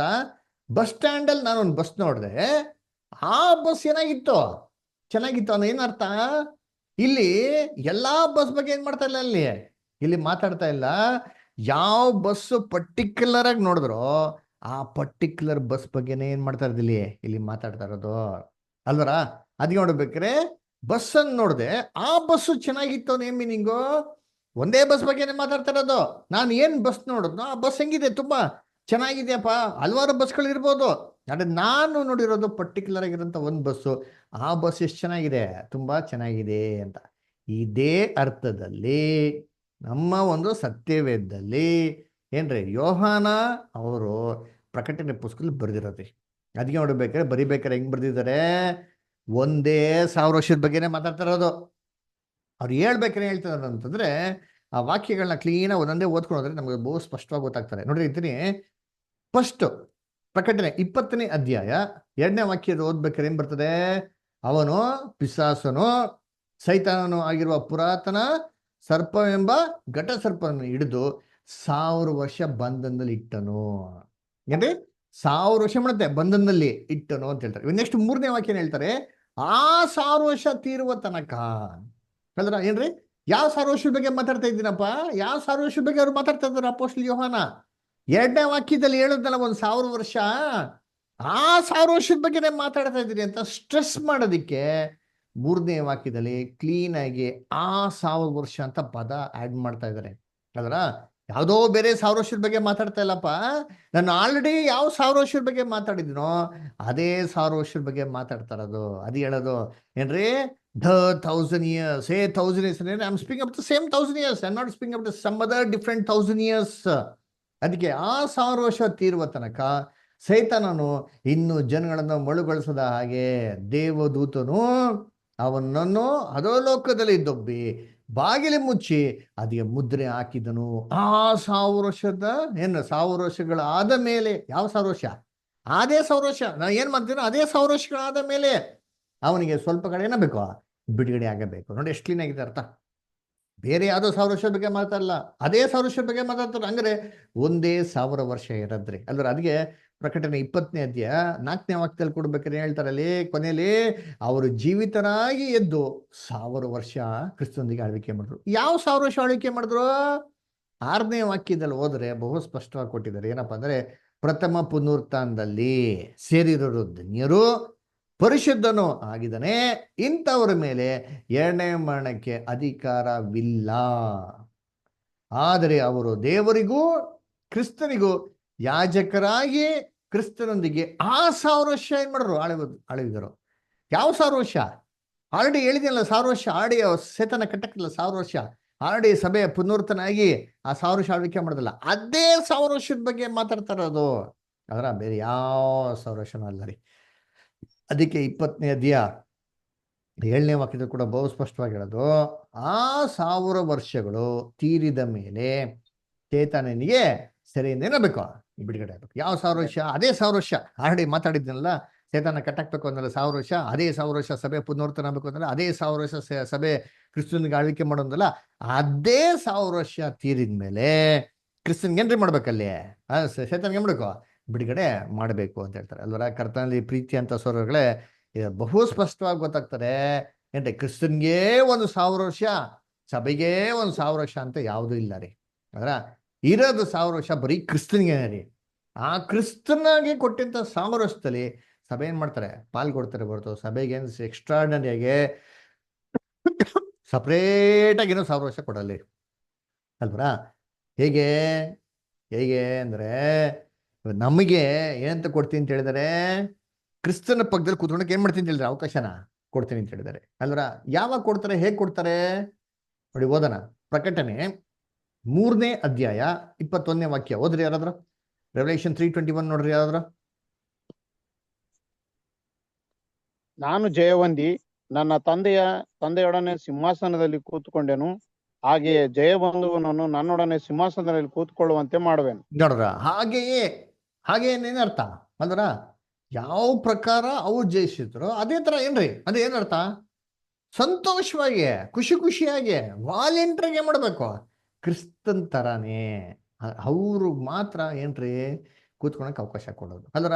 ಏನು ಅವ್ರು ಕೊಟ್ಟವಾಗೆ ನಿಮ್ಗೂ ಕೊಡ್ತೀನಿ ಅಂದ್ರ? ಇಲ್ಲ ರೀ, ಅವ್ರ ತರ ಇದ್ರೆ ನಿಂಗೇನಪ್ಪ ಕೊಡ್ತೀನಿ ಅಂದ್ರೆ ಹೊರತು ಟೈಮ್ ಸೆನ್ಸ್ ಅಲ್ಲಿ ಏನ್ ಮಾಡಕ್ ಹೋಗಿಲ್ಲ, ಇಲ್ಲಿ ಹೇಳಕ್ಕೆ ಹೋಗಿಲ್ಲ ರೀ ಅಲ್ವ. ಅದೇ ನೋಡ್ಬೇಕ್ರಿ. ನೀವು ನಂತರ ಜಯಿಸಿದ್ರೆ ನೀವೇನ್ ಮಾಡೋದು? ನನ್ನ ಜೊತೆಗೆ ಕೂತ್ಕೊಬೋದು ಅಂತ ಹೇಳ್ತಾರೆ ಅಲ್ವ. ಅದೇ ನೋಡ್ಬೇಕ್ರೆ ಫಸ್ಟ್ ಅವಕಾಶ ಹಂಗಾರೆ ಯಾರಿಗೆ? ಕ್ರಿಸ್ತನ್ಗೆ. ವಾಕ್ಯ ಹೆಂಗ್ ಗೊತ್ತು? ನಾನು ಯಾವ ತರ ಸದ್ಯ ಸಿಂಹಾಸನ ಕೂತಿದ್ದೀನೋ ಇದೇ ತರ ನಿಮ್ಗೆ ಕೊಡ್ತಾ ಚಾನ್ಸು. ಆದ್ರೆ ನೀವೇನ್ ಮಾಡ್ಬೇಕು? ನಂತರ ಜಯ ಹೊಂದ್ಬೇಕು ಅಂತ. ಅಂದ್ರೆ ಫಸ್ಟ್ ಚಾನ್ಸ್ ಕೊಟ್ಟಿರೋದು ಯಾರಿಗೆ? ಸಭೆಗ? ಕ್ರಿಸ್ತನ್ಗ? ಕ್ರಿಸ್ತನ್ ಮಾತ್ರ ರೀ ಅಲ್ವರ.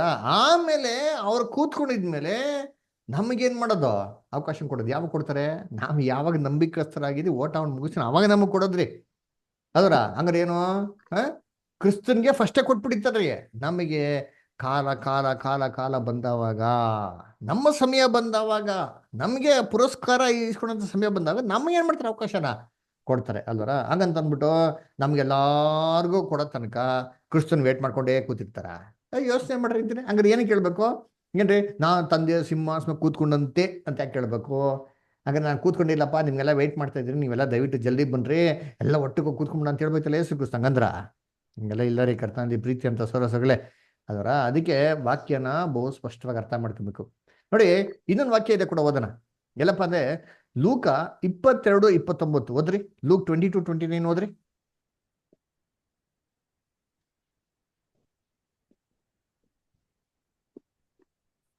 ಹೋದ್ರಿ ಬ್ರದರ್ ಸಿಸ್ಟರ್ಸ್ ಯಾರದ್ರ? ನನ್ನ ರಾಜ್ಯದಲ್ಲಿ ನೀವು ನನ್ನ ಮೇಜಿನ ಮೇಲೆ ಊಟ ಮಾಡುವಿರಿ, ಕುಡಿಯುವಿರಿ ಮತ್ತು ಸಿಂಹಾಸನಗಳ ಮೇಲೆ ಕೂತುಕೊಂಡು ಇಸ್ರಾಯೇಲರ 12 ಕುಲಗಳಿಗೆ ನ್ಯಾಯ ತೀರಿಸುವಿರಿ. 22:29 ಓದ್ತಾ ಇದ್ದೀರಾ? ಯಾವ್ದು ಓದ್ತಾ ಇದ್ದೀರಾ? ಆದದರಿಂದ ನನ್ನ ತಂದೆಯು ನನಗೆ ರಾಜ್ಯವನ್ನು ನೇಮಿಸಿದ ಪ್ರಕಾರ ನಾನು ನಿಮಗೂ ನೇಮಿಸುತ್ತೇನೆ. ಏನ್ರಿ, ಎಷ್ಟು ಕ್ಲಿಯರ್ ಆಗಿದೆ ವಾಕ್ಯ ಅಂತೀನಿ. ಆದ್ದರಿಂದ ನನ್ನ ತಂದೆಯು ನನಗೆ ಏನ್ ಮಾಡಿದ? ರಾಜ್ಯವನ್ನು ನೇಮಿಸಿದ್ದಾರೆ. ರಾಜ್ಯವನ್ನು ನೇಮಿಸದೆ ಕ್ರಿಸ್ತನಿಗೆ ರೀ ಅಲ್ವರ. ಆದ್ರೆ ಕ್ರಿಸ್ತನು ಏನಪ್ಪ ಮಾಡ್ತಾರೆ ಅಂತಂದ್ರೆ ಏನ್ರಿ, ನನಗೆ ನೇಮಿಸಿದ ಪ್ರಕಾರ ನಾನು ನಿಮಗೇನ್ ಮಾಡ್ತೀನಿ? ನೇಮಿಸ್ತಂಗ್ರೆ 1000 ವರ್ಷ ಆಳ್ವಿಕೆ ಯಾರಿಗೆ? ಕ್ರಿಸ್ತನ್ಗೆ. ಆ 1000 ವರ್ಷದಲ್ಲಿ ಕ್ರಿಸ್ತನ್ ಕೊಟ್ಟಂತ ಆಳ್ವಿಕೆ ನಾವೇನ್ ಮಾಡ್ತೀರಿ? ಸೇರ್ತೀರಿ ಅಲ್ಲರ. ಅದಕ್ಕೆ ಅಪೊಸ್ತಲ ಪೌಲ್ ಹೇಳಿದ್ದು ಏನಂತಂದ್ರು, ನೀವು ಆತನೊಂದಿಗೆ ಸತ್ತಿದ್ದರೆ ಆತನೊಂದಿಗೆ ಜೀವಿಸ್ತೇವೆ, ಆತನೊಂದಿಗೆ ಸಹಿಸ್ಕೊಳ್ಳೋರಾಗಿದ್ರೆ ಆತನೊಂದಿಗೆ ಏನ್ ಮಾಡ್ತೀರಿ ಬಾ ಆಳ್ವಿಕೆ ಮಾಡ್ತೀರಾ ಅಂತ ಅಂದ್ಬಿಟ್ಟು. ಇಂಗ್ಲಿಷ್ ಹೇಳ್ತಾರೆ, if you be dead with him ಏನ್ರಿ we should also live with him, if you suffer with him we should also reign with him ಅಂತ ಹೇಳ್ತಾರೆ. ಏನರ್ಥ ವಿತ್ ಹಿಮ್ ಅಂದ್ರೆ, if you be dead with him we should also live with him ಅಂದ್ರೆ ಏನರ್ಥ, ಅವ್ರ ಜೊತೆಗೆ ಸಾಯ್ಬೇಕಾ? ಅವ್ರು ಸತ್ತೋಗಿ ಎಷ್ಟೋ ವರ್ಷಗಳಾಗೋದಪ್ಪ, ನಾವು ಅವ್ರ ಜೊತೆ ಸಾಯಕಾಯ್ತದ?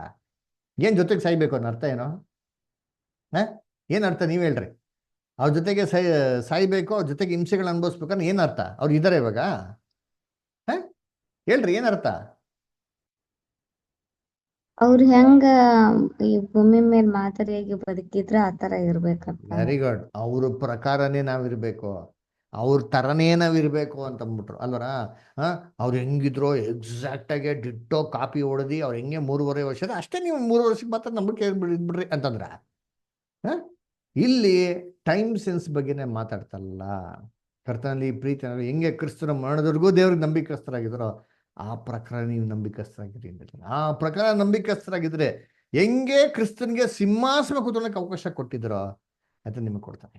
ಹೆಂಗೆ ಕ್ರಿಸ್ತನ್ಗೆ 1000 ವರ್ಷ ಆಳ್ವಿಕೆ ಮಾಡಕ್ಕೆ ಅವಕಾಶ ಕೊಟ್ಟಿದ್ರು ಅದೇ ತರ ಏನ್ರಿ ನಿಮಗೆ ಕೊಡ್ತಾರೆ. ಅದಕ್ಕೆ ಪ್ರಕಟಣೆ 20ನೇ ಅಧ್ಯಾಯದಲ್ಲೇನೆ ಏನ್ರಿ ಈ ಒಂದು ಪದದ ಅರ್ಥ ನಮ್ಗೆ ಕೊಟ್ಟಿದ್ರೆ ನಾವ್ ಏನ್ ಮಾಡ್ಬೇಕು, ಅಲ್ಲಿ ಗ್ರಹಿಸ್ಕೊಬೇಕ್ರಿ. ನಿಧಾನ ಓದ ನೋಡಿದ್ದೀನಿ. ಪ್ರಕಟಣೆ 20ನೇ ಅಧ್ಯಾಯ 4ನೇ ವಾಕ್ಯ ಅಂತೀನಿ, ನೋಡೋಣ ಅಂತೀನಿ ನೋಡ್ರಿ.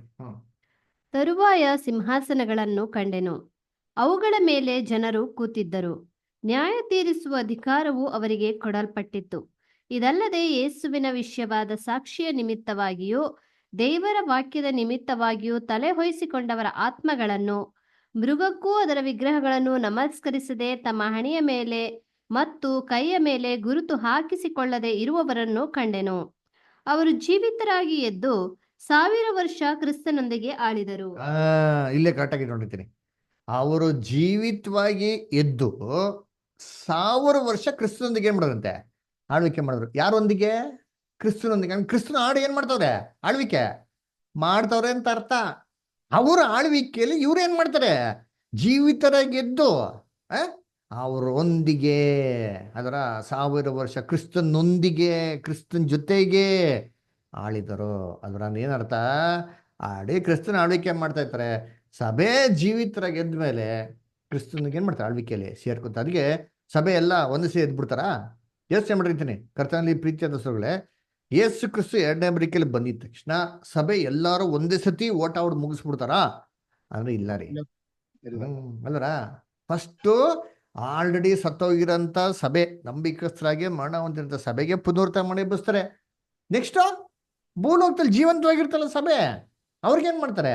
ಅವ್ರಿಗೆ ಒಂದೊಂದೇ ಅವ್ರವರೇ ಓಟ ಓಡಿ ಮರಣ ಹೊಂದಿದ್ಮೇಲೆ ಅವ್ರಿಗೆ ಏನ್ ಮಾಡ್ತಾರೆ? ಒಬ್ಬೊಬ್ರಿಗೆ ಎಬ್ಬಿಸ್ತಾರೆ. ಎಲ್ಲ ಒಂದೇ ಸೇರಿ ಬಿಟ್ಬಿಡ್ತಾರ? ಯೋಚನೆ ಮಾಡ್ರಿ. ಹಂಗ್ ಲೆಕ್ಕ ಹಾಕೊಂಡ್ಬಿಟ್ರೆ ಏನ್ರಿ, ಅವ್ರ ಸಭೆ ಎದ್ದವಾಗ ಪುನರುತ್ಥಾನ ಕೊಡೋದು ಲೆಕ್ಕ ಹಾಕೊಂಡ್ಬಿಟ್ರೆ ಒಬ್ಬೊಬ್ರಿಗೇನ್ರಿ ಒಂದೊಂದು ಟೈಮ್ ಫಿಕ್ಸ್ ಆಗ್ಬಿಡ್ತಾರೆ. ಹಂಗಾರೆ ಅಲ್ರ ಇವಾಗ ಲೆಕ್ಕ ಹಾಕಲ್ರಿ. ನೀವೇನೋ ಇವತ್ತು ಸತ್ತೋಗ್ಬಿಟ್ಟ ಅಂತಂದ್ರೆ ನಿಮಗೆ ಇವತ್ತಿನ 1000 ವರ್ಷ ಕೌಂಟು. ನಾಳೆ ನಾನು ಸತ್ತೋಗ್ಬಿಟ್ಟೆ ಅಂತಂದ್ರೆ ನನಗೆ ನಾಳೆಯಿಂದ 1000 ವರ್ಷ ಕೌಂಟು. ಅಯ್ಯಪ್ಪ ಹಂಗಾರೆ ಹೆಂಗಾಗ್ಬಿಡ್ತು ಲೆಕ್ಕ? 1000 ವರ್ಷ 1000 ಗಟ್ಟಲೆ ಆಗೋದು, 1,44,000 ಗಟ್ಟಲೆ ಆಗೋದು ಹಂಗ ಇಲ್ಲ ರೀ. ಕರ್ತನಲ್ಲಿ ದಯವಿಟ್ಟು ನಾವು ವಾಕ್ಯನ ಕನ್ಫ್ಯೂಸ್ ಮಾಡ್ಕೊಂಬಾರ್ದು. ಆಮೇಲೆ ನಮ್ಗೆ ಇಷ್ಟ ಬಂದಂಥ ರೀತಿಲಿ ಟ್ವಿಸ್ಟ್ ಮಾಡಕ್ ಹೋಗ್ಬಾರ್ದ್ರಿ. ಅಲ್ಲಿ ಏನಿದೆ ಸಿಂಪಲ್ ಆಗಿ ಏನ್ ಮಾಡ್ಬೇಕು? ಅಲ್ಲಿ ಓದ್ಬೇಕು. ಅಲ್ಲಿ ಹೇಳ್ತಾ ಕೊಟ್ಟಿದ್ರೆ they lived and rain with Christ 1000 years. With him ಅಂದ್ರೆ ಏನರ್ಥ? ಏನ್ರಿ? ಅವ್ರ ಜೊತೆಗೆ ಅಷ್ಟೇ ಅಲ್ವರ. ಅವ್ರು ಇದ್ದಂಥ ರೀತಿಯಲ್ಲಿ ಅವ್ರು ಹೆಂಗ್ ಆಳ್ವಿಕೆ ಮಾಡೋದು ನಾವು ಆಳ್ವಿಕೆ ಮಾಡ್ತೀವಿ ಅಷ್ಟೇ ಅವರ. ಅಂದ್ರೆ ಎಕ್ಸಾಕ್ಟ್ ಆಗಿ ಟೈಮ್ ಸೆನ್ಸು ಟೈಮ್ ಪೀರಿಯಡ್ ಬಗ್ಗೆ ಏನ್ ಮಾಡ್ತಾರಲ್ಲ ಅಲ್ಲಿ ಹೇಳ್ತಲ್ಲ. ಕ್ರಿಸ್ತನ್ಗೆ 1000 years ಕೊಟ್ಟು ಅದು ನಾವೇ ಮಾಡ್ತೀವಿ ಜೊತೆಗೆ ಸೇರ್ತೀರಿ. ಅವ್ರಿಗೆ ಬಲಿ ಕೊಟ್ಟಕ್ಕೆ ಅವಕಾಶ ಕೊಟ್ಟರೆ ಆ ಬಲಿ ನಾವೇನ್ ಮಾಡ್ತಾ ಇದ್ರಿ? ಅದರ ನಮ್ಮ ಒಂದು ಬಲಿನ ಏನೋ ಅಲ್ಪ ಸ್ವಲ್ಪ ಬಲಿನ ನಾವು ಸೇರಿಸೋ ಜೊತೆ ಕೊಡ್ತಾ ಇದ್ರಿ ಅಷ್ಟೇ ಹೊರತು ಬೇರೆ ಏನು ಇಲ್ಲ ರೀ.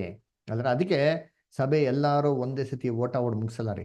ಎಲ್ಲಿದೆ ವಾಕ್ಯ ನೋಡಿ, ಓದೋಣ ಅಂತೀನಿ. ಇಲ್ಲಪ್ಪ ಅಂದ್ರೆ 1ನೇ ಥೆಸಲೋನಿಕ 4ನೇ ಅಧ್ಯಾಯ 16 ಮತ್ತೆ 17.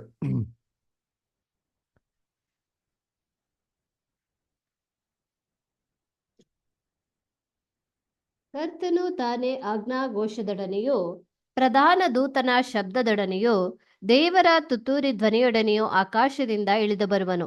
ಆಗ ಕ್ರಿಸ್ತನಲ್ಲಿರುವ ಸತ್ತವರು ಮೊದಲು ಎದ್ದು ಬರುವರು. ಆಮೇಲೆ ಜೀವದಿಂದುಳಿದಿರುವ ನಾವು ಅಂತರಿಕ್ಷದಲ್ಲಿ ಕರ್ತನನ್ನು ಎದುರುಗೊಳ್ಳುವುದಕ್ಕಾಗಿ ಅವರ ಸಂಗಡಲೇ ಮೇಘವಾಹನರಾಗಿ ಪಕ್ಕನೆ ಒಯ್ಯಲ್ಪಡುವೆವು. ಹೀಗಾಗಿ ನಾವು ಸದಾಕಾಲವು ಕರ್ತನ ಜೊತೆಯಲ್ಲಿರುವೆವು. ನೋಡ್ರ ಎಷ್ಟು ದಿನ ಆಗೈತಿ, ಏನ್ ಹೇಳ್ತಾರೆ? ಕರ್ತನು ತಾನೇ ಅಜ್ಞಾಘೋಷದೊಡನೆಯೋ ಪ್ರಧಾನ ದೂತನ ಶಬ್ದದೊಡನೆ ಏನ್ ಮಾಡ್ತಾರೆ? ತುತ್ತೂರಿದೊಡನೆ ಇಳಿದು ಬರ್ತಾರೆ. ಅವೇನಾಗ್ತಾರೆ? ಕ್ರಿಸ್ತನಲ್ಲಿ ಸತ್ಯದವರು ಮೊದ್ಲೇನಾಗ್ತಾರೆ? ಎದ್ದು ಬರ್ತಾರೆ. ಆಮೇಲೆ ಏನಾಗ್ತಾರೆ? ಆಮೇಲೆ ಜೀವದಿಂದ ಉಳ್ದಿರೋ ನಾವು ಏನ್ರಿ ಸಭೆ ಬುರೋಕ್ತಲ್ಲಿ ಬದುಕೈತೆ ಹೊಂಟಿದ್ದೀನಿ, ಸಾವೇ ಒಂದಿಲ್ಲ ರೀ, ಜೀವದಿಂದ ಉಳ್ದವ್ರು ಅಂತೀನಿ. ಅವರು ಏನಾಗ್ತಾರೆ?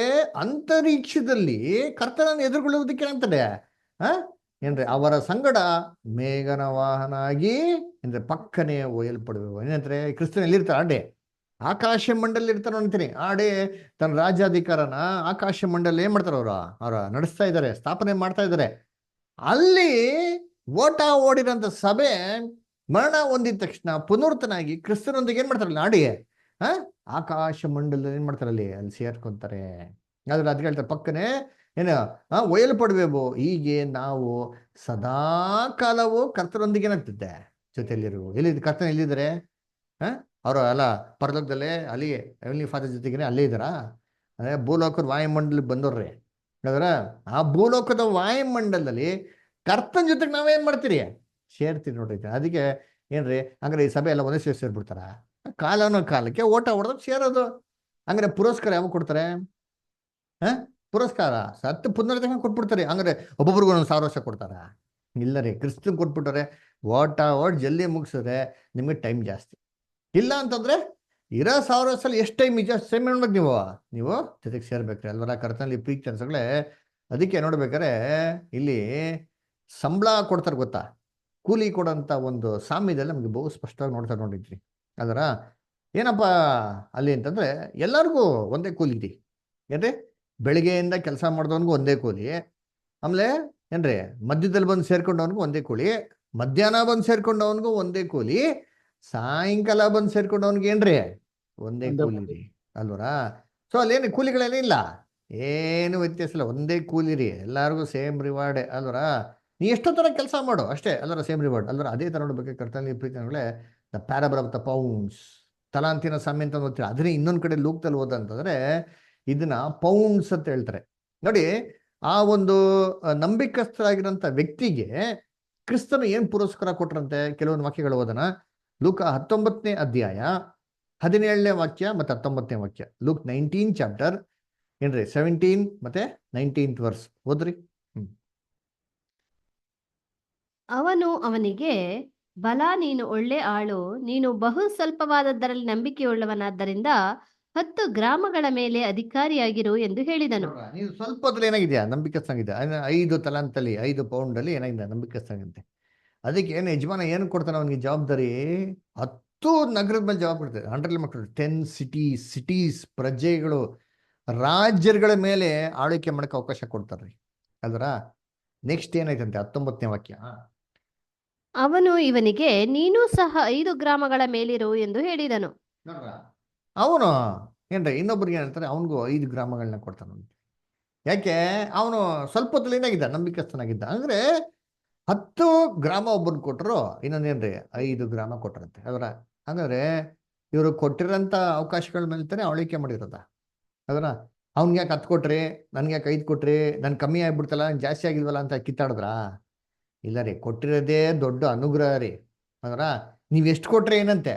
ನನ್ಗೆ ಇರುವಂತ ಯೋಗ್ಯತೆ ಪ್ರಕಾರ, ನಾನು ನಿಂಗೆ ನಂಬಿಕಸ್ಥನಾಗಿರೋ ಪ್ರಕಾರ ನೀವೇನ್ ಮಾಡಿದ್ರ? ನನ್ಗೆ 10 ಕೊಟ್ಟಿದ್ರೆ, ಕೆಲವಾಗ ಏನ್ ಮಾಡಿದ್ರ 5 ಗ್ರಾಮಗಳನ್ನ ಕೊಟ್ಟಿದ್ರ.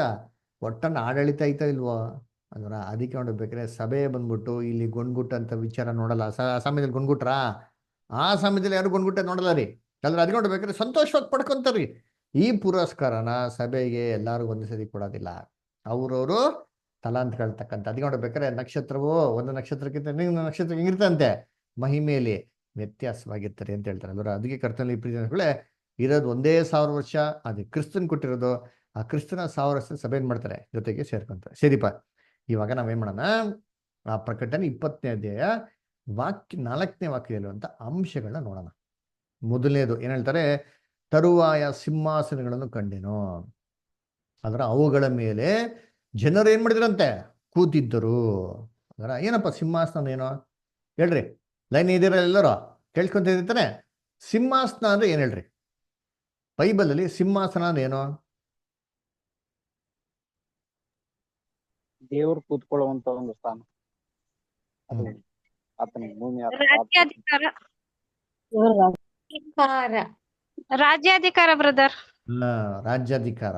ಅದರ ಸಿಂಹಾಸನ ಅಂದ್ರೆ ಬೈಬಲಿನ ಆತ್ಮಿಕ ಅರ್ಥ ಏನಪ್ಪಾ ಅಂದ್ರೆ ರಾಜ್ಯಾಧಿಕಾರ, ಆಡಳಿತ ಅಲ್ವರ. ಹಾಗಾದ್ರೆ ಸಿಂಹಾಸನಗಳನ್ನು ಕಂಡೇನು ಅಂತಂದೇನಪ್ಪ ಅಂದ್ರೆ ರಾಜ್ಯಾಧಿಕಾರಗಳನ್ನ ಕಂಡ್ರಂತೆ ಅಲ್ವರ. ಅಂದ್ರೆ ಅದರ ಮೇಲೆ ಯಾರು ಕೂತಿದ್ರಂತೆ? ಜನರು ಕೂತಿದ್ರಂತೆ. ಇವಾಗ ನೀವ್ ಹೇಳ್ರಿ, ಏನ್ರಿ ಯೇಸು ಕ್ರಿಸ್ತನ 2ನೇ ಬರುವಿಕೆಯಲ್ಲಿ ಬರ್ಬೇಕಾದ್ರೆ ಈ ಭೂಲೋಕದ ರಾಜ್ಯಾಧಿಕಾರಿಗಳಲ್ಲಿ, ಅಂದ್ರೆ ಈ ಭೂಲೋಕದಲ್ಲಿ ಆಡಳಿತದಲ್ಲಿ, ಈ ಭೂಲೋಕದ ಅಡ್ಮಿನಿಸ್ಟ್ರೇಷನ್ ಅಲ್ಲಿ ಸಿಂಹಾಸನ ಮೇಲೆ ಯಾರು ಕೂತಿರ್ತಾರೆ? ಬ್ರದರ್. ಪುರಾಣದಲ್ಲಿ ಹ್ಮ್. ಪುರಾಣದಲ್ಲಿದ್ರೆ ಪಿತೃಗಳು. ಯಾರು? ಯೇಸು ಕ್ರಿಸ್ತ ಬರ್ಬೇಕಾದ್ರೆ ಏನ್ರಿ, ಯೇಸು ಕ್ರಿಸ್ತನ 2ನೇ ಬರುವಿಕೆಯಲ್ಲಿ ಬರ್ಬೇಕಾದ್ರೆ ಏನ್ರಿ ಅವಾಗ ಭೂಲೋಕದಲ್ಲಿ ಯಾರು ಕೂತಿರ್ತಾರೆ? ನೀವ್ ಹೇಳೋದು ಯೇಸು ಕ್ರಿಸ್ತ ಬಂದಿದ ನಂತರ. ಅವ್ರು ಬರ್ಬೇಕಾದ್ರೆ ಯಾರು ಕೂತಿರ್ತಾರೆ ಮೊದ್ಲು?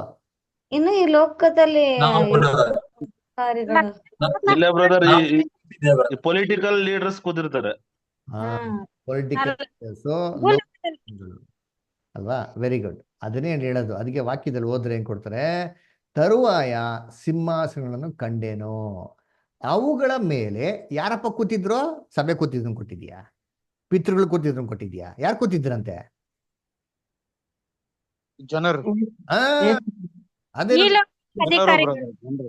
ಜನರು ಕೂತಿದ್ರು ಕೊಟ್ಟವ್ರೆ. ಈ ಜನಗಳು ಯಾರಪ್ಪ ಅಂತಂದ್ರೆ ಈ ಲೋಕದಲ್ಲಿರೋಂಥ ಎಲ್ಲ ಏನ್ರಿ ಆಡಳಿತ ಮಾಡಂತ ಪ್ರೈಮ್ ಮಿನಿಸ್ಟರ್ಗಳು, ರಾಜಾಧಿಕಾರಿಗಳು, ರಾಜರುಗಳು, ಇವರೆಲ್ಲ ಕೂತವ್ರಂತೆ ಅದರ. ಆಮೇಲೆ ಏನಪ್ಪ ಮಾಡಿದ್ರು ಅಂತಂದ್ರೆ ಇವ್ರಿಗೆ ನ್ಯಾಯ ತೀರಿಸುವಂತ ಅಧಿಕಾರ ಅವ್ರಿಗೆ ಕೊಡಲ್ಪಡ್ತಂತೆ. ಇವ್ರಿಗೆ ನ್ಯಾಯ ತೀರ್ಪಣ ಕೊಟ್ರ? ಇವ್ರು ಕೊಟ್ಟ ಅಂದ್ರೆ ಅಷ್ಟೇ ಅಲ್ವರ. ಏನ್ ನ್ಯಾಯ ತೀರ್ಪು ಮಾಡ್ತಾರೆ ಇವರು ನಮ್ಗೆ ಚೆನ್ನಾಗಿ ಗೊತ್ತು ಅಲ್ವರ. ಅಂದ್ರೆ ಇವರು ಬೇರೆಯವ್ರಿಗೆ ನ್ಯಾಯ ತೀರ್ಪು ಮಾಡಕ್ಕೆ ಇವ್ರಿಗೆ ಅಧಿಕಾರ ಕೊಡಲಿಲ್ಲ ರೀ. ಇವ್ರಿಗೆ ದೇವ್ರ ಏನ್ ಮಾಡಿದ್ರಂತೆ? ನ್ಯಾಯ ತೀರ್ಪು ಮಾಡಿದ್ರಂತೆ. ಅಧಿಕಾರ ಕೊಟ್ರಂತೆ. ದೇವರು ಇವ್ರಿಗೆ ತೀರ್ಪು ಮಾಡಿ, ಅಧಿಕಾರದಿಂದ ತೀರ್ಪು ಮಾಡಿ ಇವ್ರನ್ನೆಲ್ಲ ಏನ್ ಮಾಡಕ್ಕಾಗಂದ್ರೆ ತೆಗೆದಾಕದ್ರಂತೆ ಸಿಂಹಾಸನದಿಂದ ಹೌದರ. ಸರಿ, ಇದು ನಾವು ಹೇಳಿರೋಂಥ ಅರ್ಥ ಇದು ನಿಜವಾಗ್ಲೂ ಇದು ವಾಕ್ಯದಲ್ಲಿ ಇದೆಯಾ, ಇದು ಕರೆಕ್ಟಾಗಿ ಅಂತ ಹೆಂಗ್ ಚೆಕ್ ಮಾಡೋದು ಅಂತಂದ್ರೆ, ನಾವು ಯಾವಾಗೂ ಬೈಬಲ್ ಸ್ಟಡಿಯಲ್ಲಿ ಹೆಂಗ್ ಓದಿದಿರಿ ಅಂತಂದ್ರೆ ಇಲ್ಲಿ ಸ್ವಲ್ಪ ಏನ್ರಿ, ಅಲ್ಲಿ ಸ್ವಲ್ಪ ಯೆಹೋವನ ಗ್ರಂಥದಲ್ಲಿ ಮಾಡಿ ಹುಡುಕಿ ಓದಿರಿ. ಒಂದು ಜೊತೆ ಇಲ್ಲದೆ ಇರೋದು ಅಂತ. ಹಂಗಾರೆ ಇದು ಎಲ್ಲಪ್ಪ ಅರ್ಥ ಕೊಟ್ಟವ್ರೆ ಅಂತಂದ್ರೆ ಕರ್ತನಲ್ಲಿ ಪ್ರೀತಿ ಆಗಲಿ ದಾನಿಯಲ್ 7ನೇ ಅಧ್ಯಾಯ ಕೊಟ್ಟವ್ರೆ. ಓಕೆನಾ? ದಾನಿಯಲ್ 7ನೇ ಅಧ್ಯಾಯಲ್ಲಿ ಬಂದ ಅಂದ್ರೆ ಇದ್ರದ ಪ್ರಕಟಣೆ 20ನೇ ಅಧ್ಯಾಯಲ್ಲಿ ಇರುವಂತ ಒಂದು ಅರ್ಥಗಳನ್ನ 7ನೇ ಅಧ್ಯಾಯಲ್ಲಿ ಬಿಡಿಸಿ ಹೇಳ್ಬಿಟ್ಟಿದ್ದಾರೆ. ಹೇಗೆ ನೋಡಿ, 7ನೇ ಅಧ್ಯಾಯ 9ನೇ ವಾಕ್ಯ ಓದ್ರಿ. ದಾನಿಯಲ್ 7:9. ನಾನು ನೋಡುತ್ತಿದ್ದ ಹಾಗೆ ನ್ಯಾಯಾಸನಗಳು ಹಾಕಲ್ಪಟ್ಟವು. ವೇಟ್ ಏನಂತ ನೋಡ್ರಿ? ನಾವು ನೋಡುತ್ತಿರುವ ಹಾಗೆ ಏನ್ ಹಾಕಲ್ಪಟ್ಟವು? ನ್ಯಾಯಾಸನಗಳು ಹಾಕಲ್ಪಟ್ಟವು.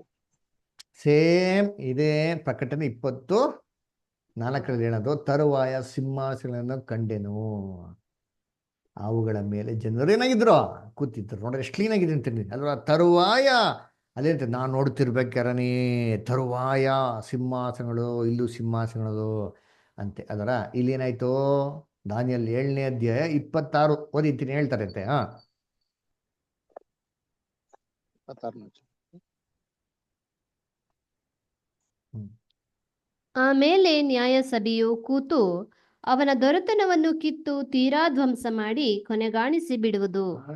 ನೋಡ್ರಿ ಇಲ್ಲಿ ಏನ್ ಕೊಟ್ಟಾರ ಅಂತೀನಿ 26ನೇ ವಾಕ್ಯದಲ್ಲಿ. ಆಮೇಲೆ ನ್ಯಾಯಸಭೆಯು ಕೂತು, ಜಜ್ಮೆಂಟ್ ಅದರ, ಅವನ ದೊರೆತನವನ್ನು ಕಿತ್ತು ತೀರಾ ಧ್ವಂಸ ಮಾಡಿ ಕೊನೆಗಾಣಿಸಿ ಬಿಡುವುದು. ಏನ್ ಕಿತ್ಕೊಂಡ್ರಂತೆ?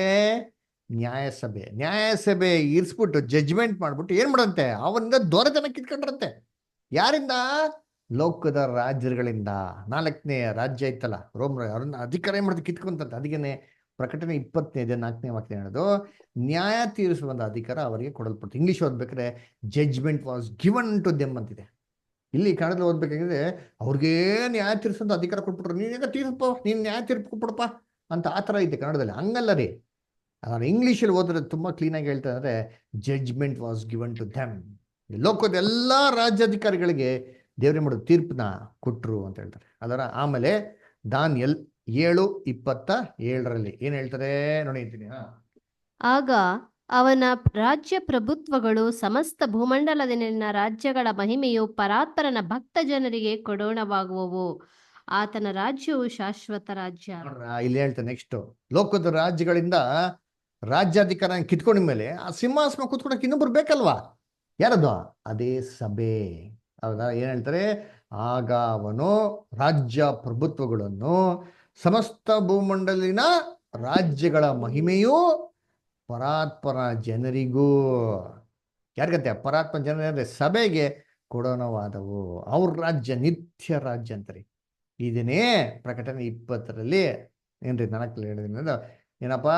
ಇದಲ್ಲದೆ ಸಿಂಹಾಸನಲ್ಲೂ ಏನ್ರಿ ವಿಷಯವಾದ ಸಾಕ್ಷ್ಯೋ ನಿಮಿತ್ತವಾಗಿಯೂ ದೇವರ ವಾಕ್ಯದ ನಿಮಿತ್ತವಾಗಿಯೂ ತಲೆ ವಹಿಸಿಕೊಂಡರ ಆತ್ಮಗಳನ್ನು ಏನ್ರಿ ಮೃಗಕ್ಕೂ ಅದರ ವಿಗ್ರಹಕ್ಕೂ ನಮಸ್ಕರಿಸದೆ ತಮ್ಮ ಹಣೆ ಮೇಲೆ ಮತ್ತು ಕೈ ಮೇಲೆ ಗುರುತು ಹಾಕಿಸಿಕೊಳ್ಳದೇ ಇರುವವರನ್ನು ಕಂಡೆನು.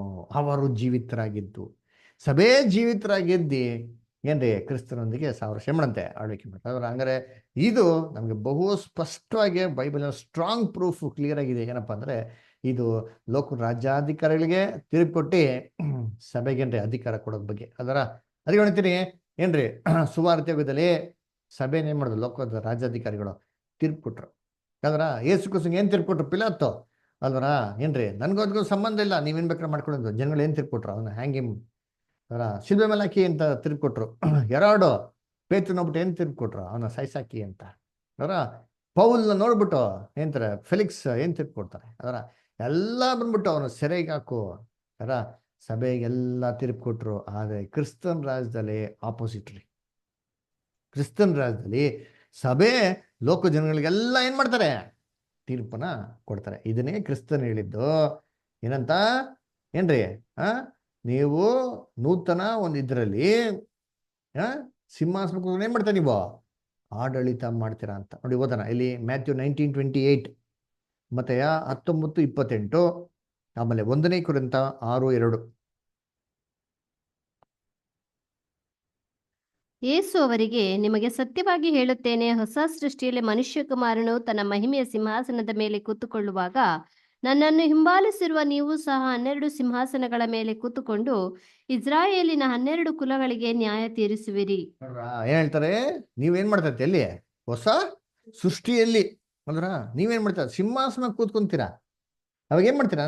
ನನ್ನೊಡನೆ ಇಸ್ರೇಲ್ ಅಂತ 12 ಗೋತ್ರಕ್ಕೆ ನ್ಯಾಯ ತೀರ್ಪು ಮಾಡ್ತಾರೆ. ನೋಡ್ರ ಹಂಗಾರೆ ಸಭೆ ಮುಖಾಂತರ ಇಡೀ ಲೋಕ ಜನಗಳಿಗೆ ಮಾಡೋದು ತೀರ್ಪು. ಅದು ನೋಡ್ಬೇಕಾರೆ ಅಂತಾರೆ ಸಿಂಹಾಸನ ಕಂಡೇನೋ ನ್ಯಾಯ ತೀರ್ಪು ಅಂತ ಅಧಿಕಾರ ಅವ್ರಿಗೆ ಕೊಡಲ್ಪಡ್ತದೆ. ಸಭೆಗೆ ಅಧಿಕಾರ ಕೊಟ್ರಿ. ಸಭೆನೇ ಇವ್ರನ್ನೆಲ್ಲ ಕಂಡಮ್ ಮಾಡಿ ಈ ಲೋಕದ ರಾಜ್ಯಾಧಿಕಾರಿಗಳು ಏನ್ ಮಾಡೋದು?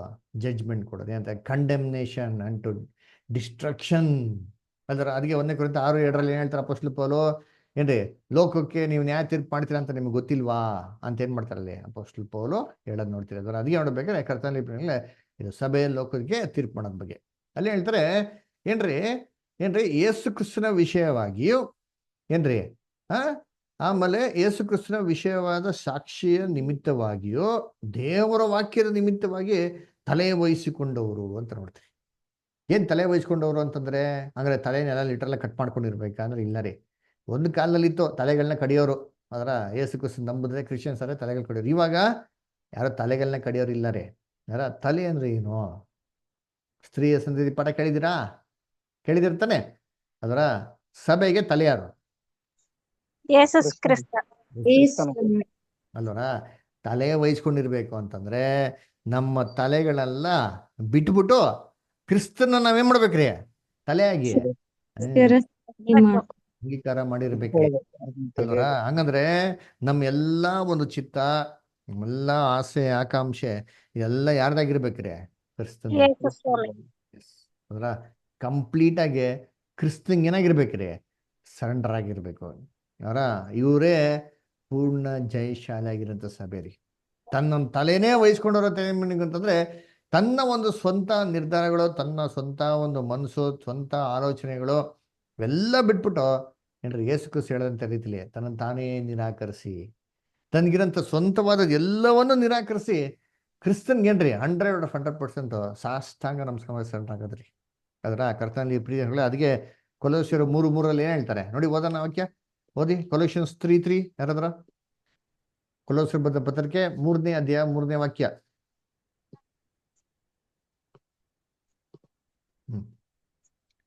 ಯಾಕೆಂದರೆ ನೀವು ಸತ್ತಿರಲ್ಲ. ನೀವು ಸತ್ತಿರಲ್ಲ. ನಿಮ್ಮ ಜೀವ ಕ್ರಿಸ್ತನೊಂದಿಗೆ ದೇವರಲ್ಲಿ ಮರೆಯಾಗಿಟ್ಟಿದೆ. ನೋಡ್ರ, ಯಾಕಂದ್ರೆ ನೀವು ಸತ್ತಿರಲ್ಲ. ಅದರ ನಿಮ್ಮ ಜೀವವು ಕ್ರಿಸ್ತನಿಗೆ ಏನಾಗಿದೆ?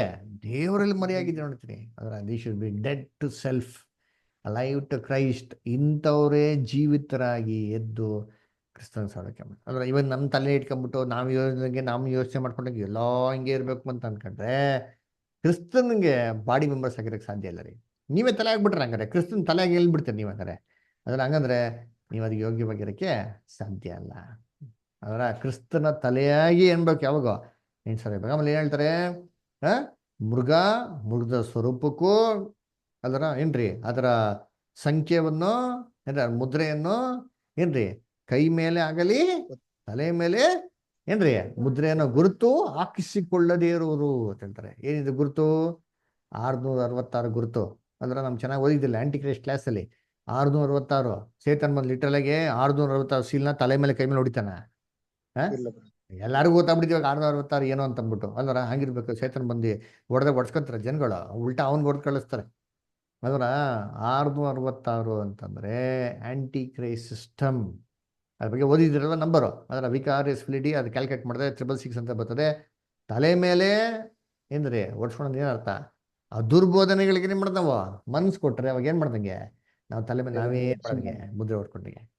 ಆ ಬ್ಯಾಬಿಲೋನ್ ಸಂಸ್ಥೆಗಳಿಗೆಲ್ಲ ನಾವು ಕೈ ಕೊಟ್ರೆ, ಸಪೋರ್ಟ್ ಕೊಟ್ರೆ ಅಲ್ಲರ ಹೇಳಪ್ಪ, ಅಯ್ಯೋ ಕೈ ಕೊಡಪ್ಪ, ಬನ್ನಿ ಸರ್ ಕೈ ಕೊಡ್ತೀನಿ ನಿಮ್ಗೆ ಅಂದ ಅರ್ಥ ಏನು? ಸಹಾಯ ಮಾಡೋದು. ಆ ಬ್ಯಾಬಿಲೋನ್ ಸಿಸ್ಟಮ್ಗಳಿಗೆ ನಾವು ಏನ್ರಿ ಸಪೋರ್ಟ್ ಮಾಡೋದೆಲ್ಲ ಮಾಡ್ದಂತಾರೆ. ಅವಾಗ ಏನ್ ಮಾಡ್ದಂಗೆ